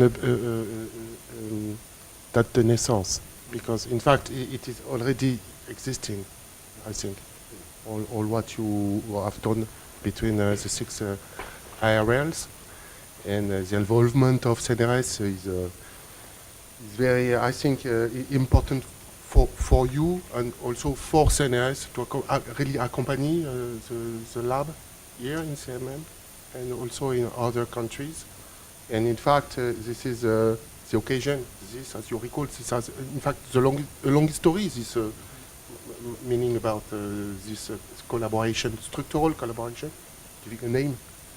And I hope this will be quick, and I can affirm again that there is a strong support for this, and you had the opportunity to meet the president of the CIO of CNRS, Antoine Petit, who was here, who is aware of this idea. So this is not a new idea because we are here, no. This is really something that is happening, that is in fact real, and that will be, I hope, structurized very soon. And congratulations for the end of the week, for the talks. I take profit of the occasion, and the beginning of the week again for all the organization of this beautiful event. Thank you, Hector.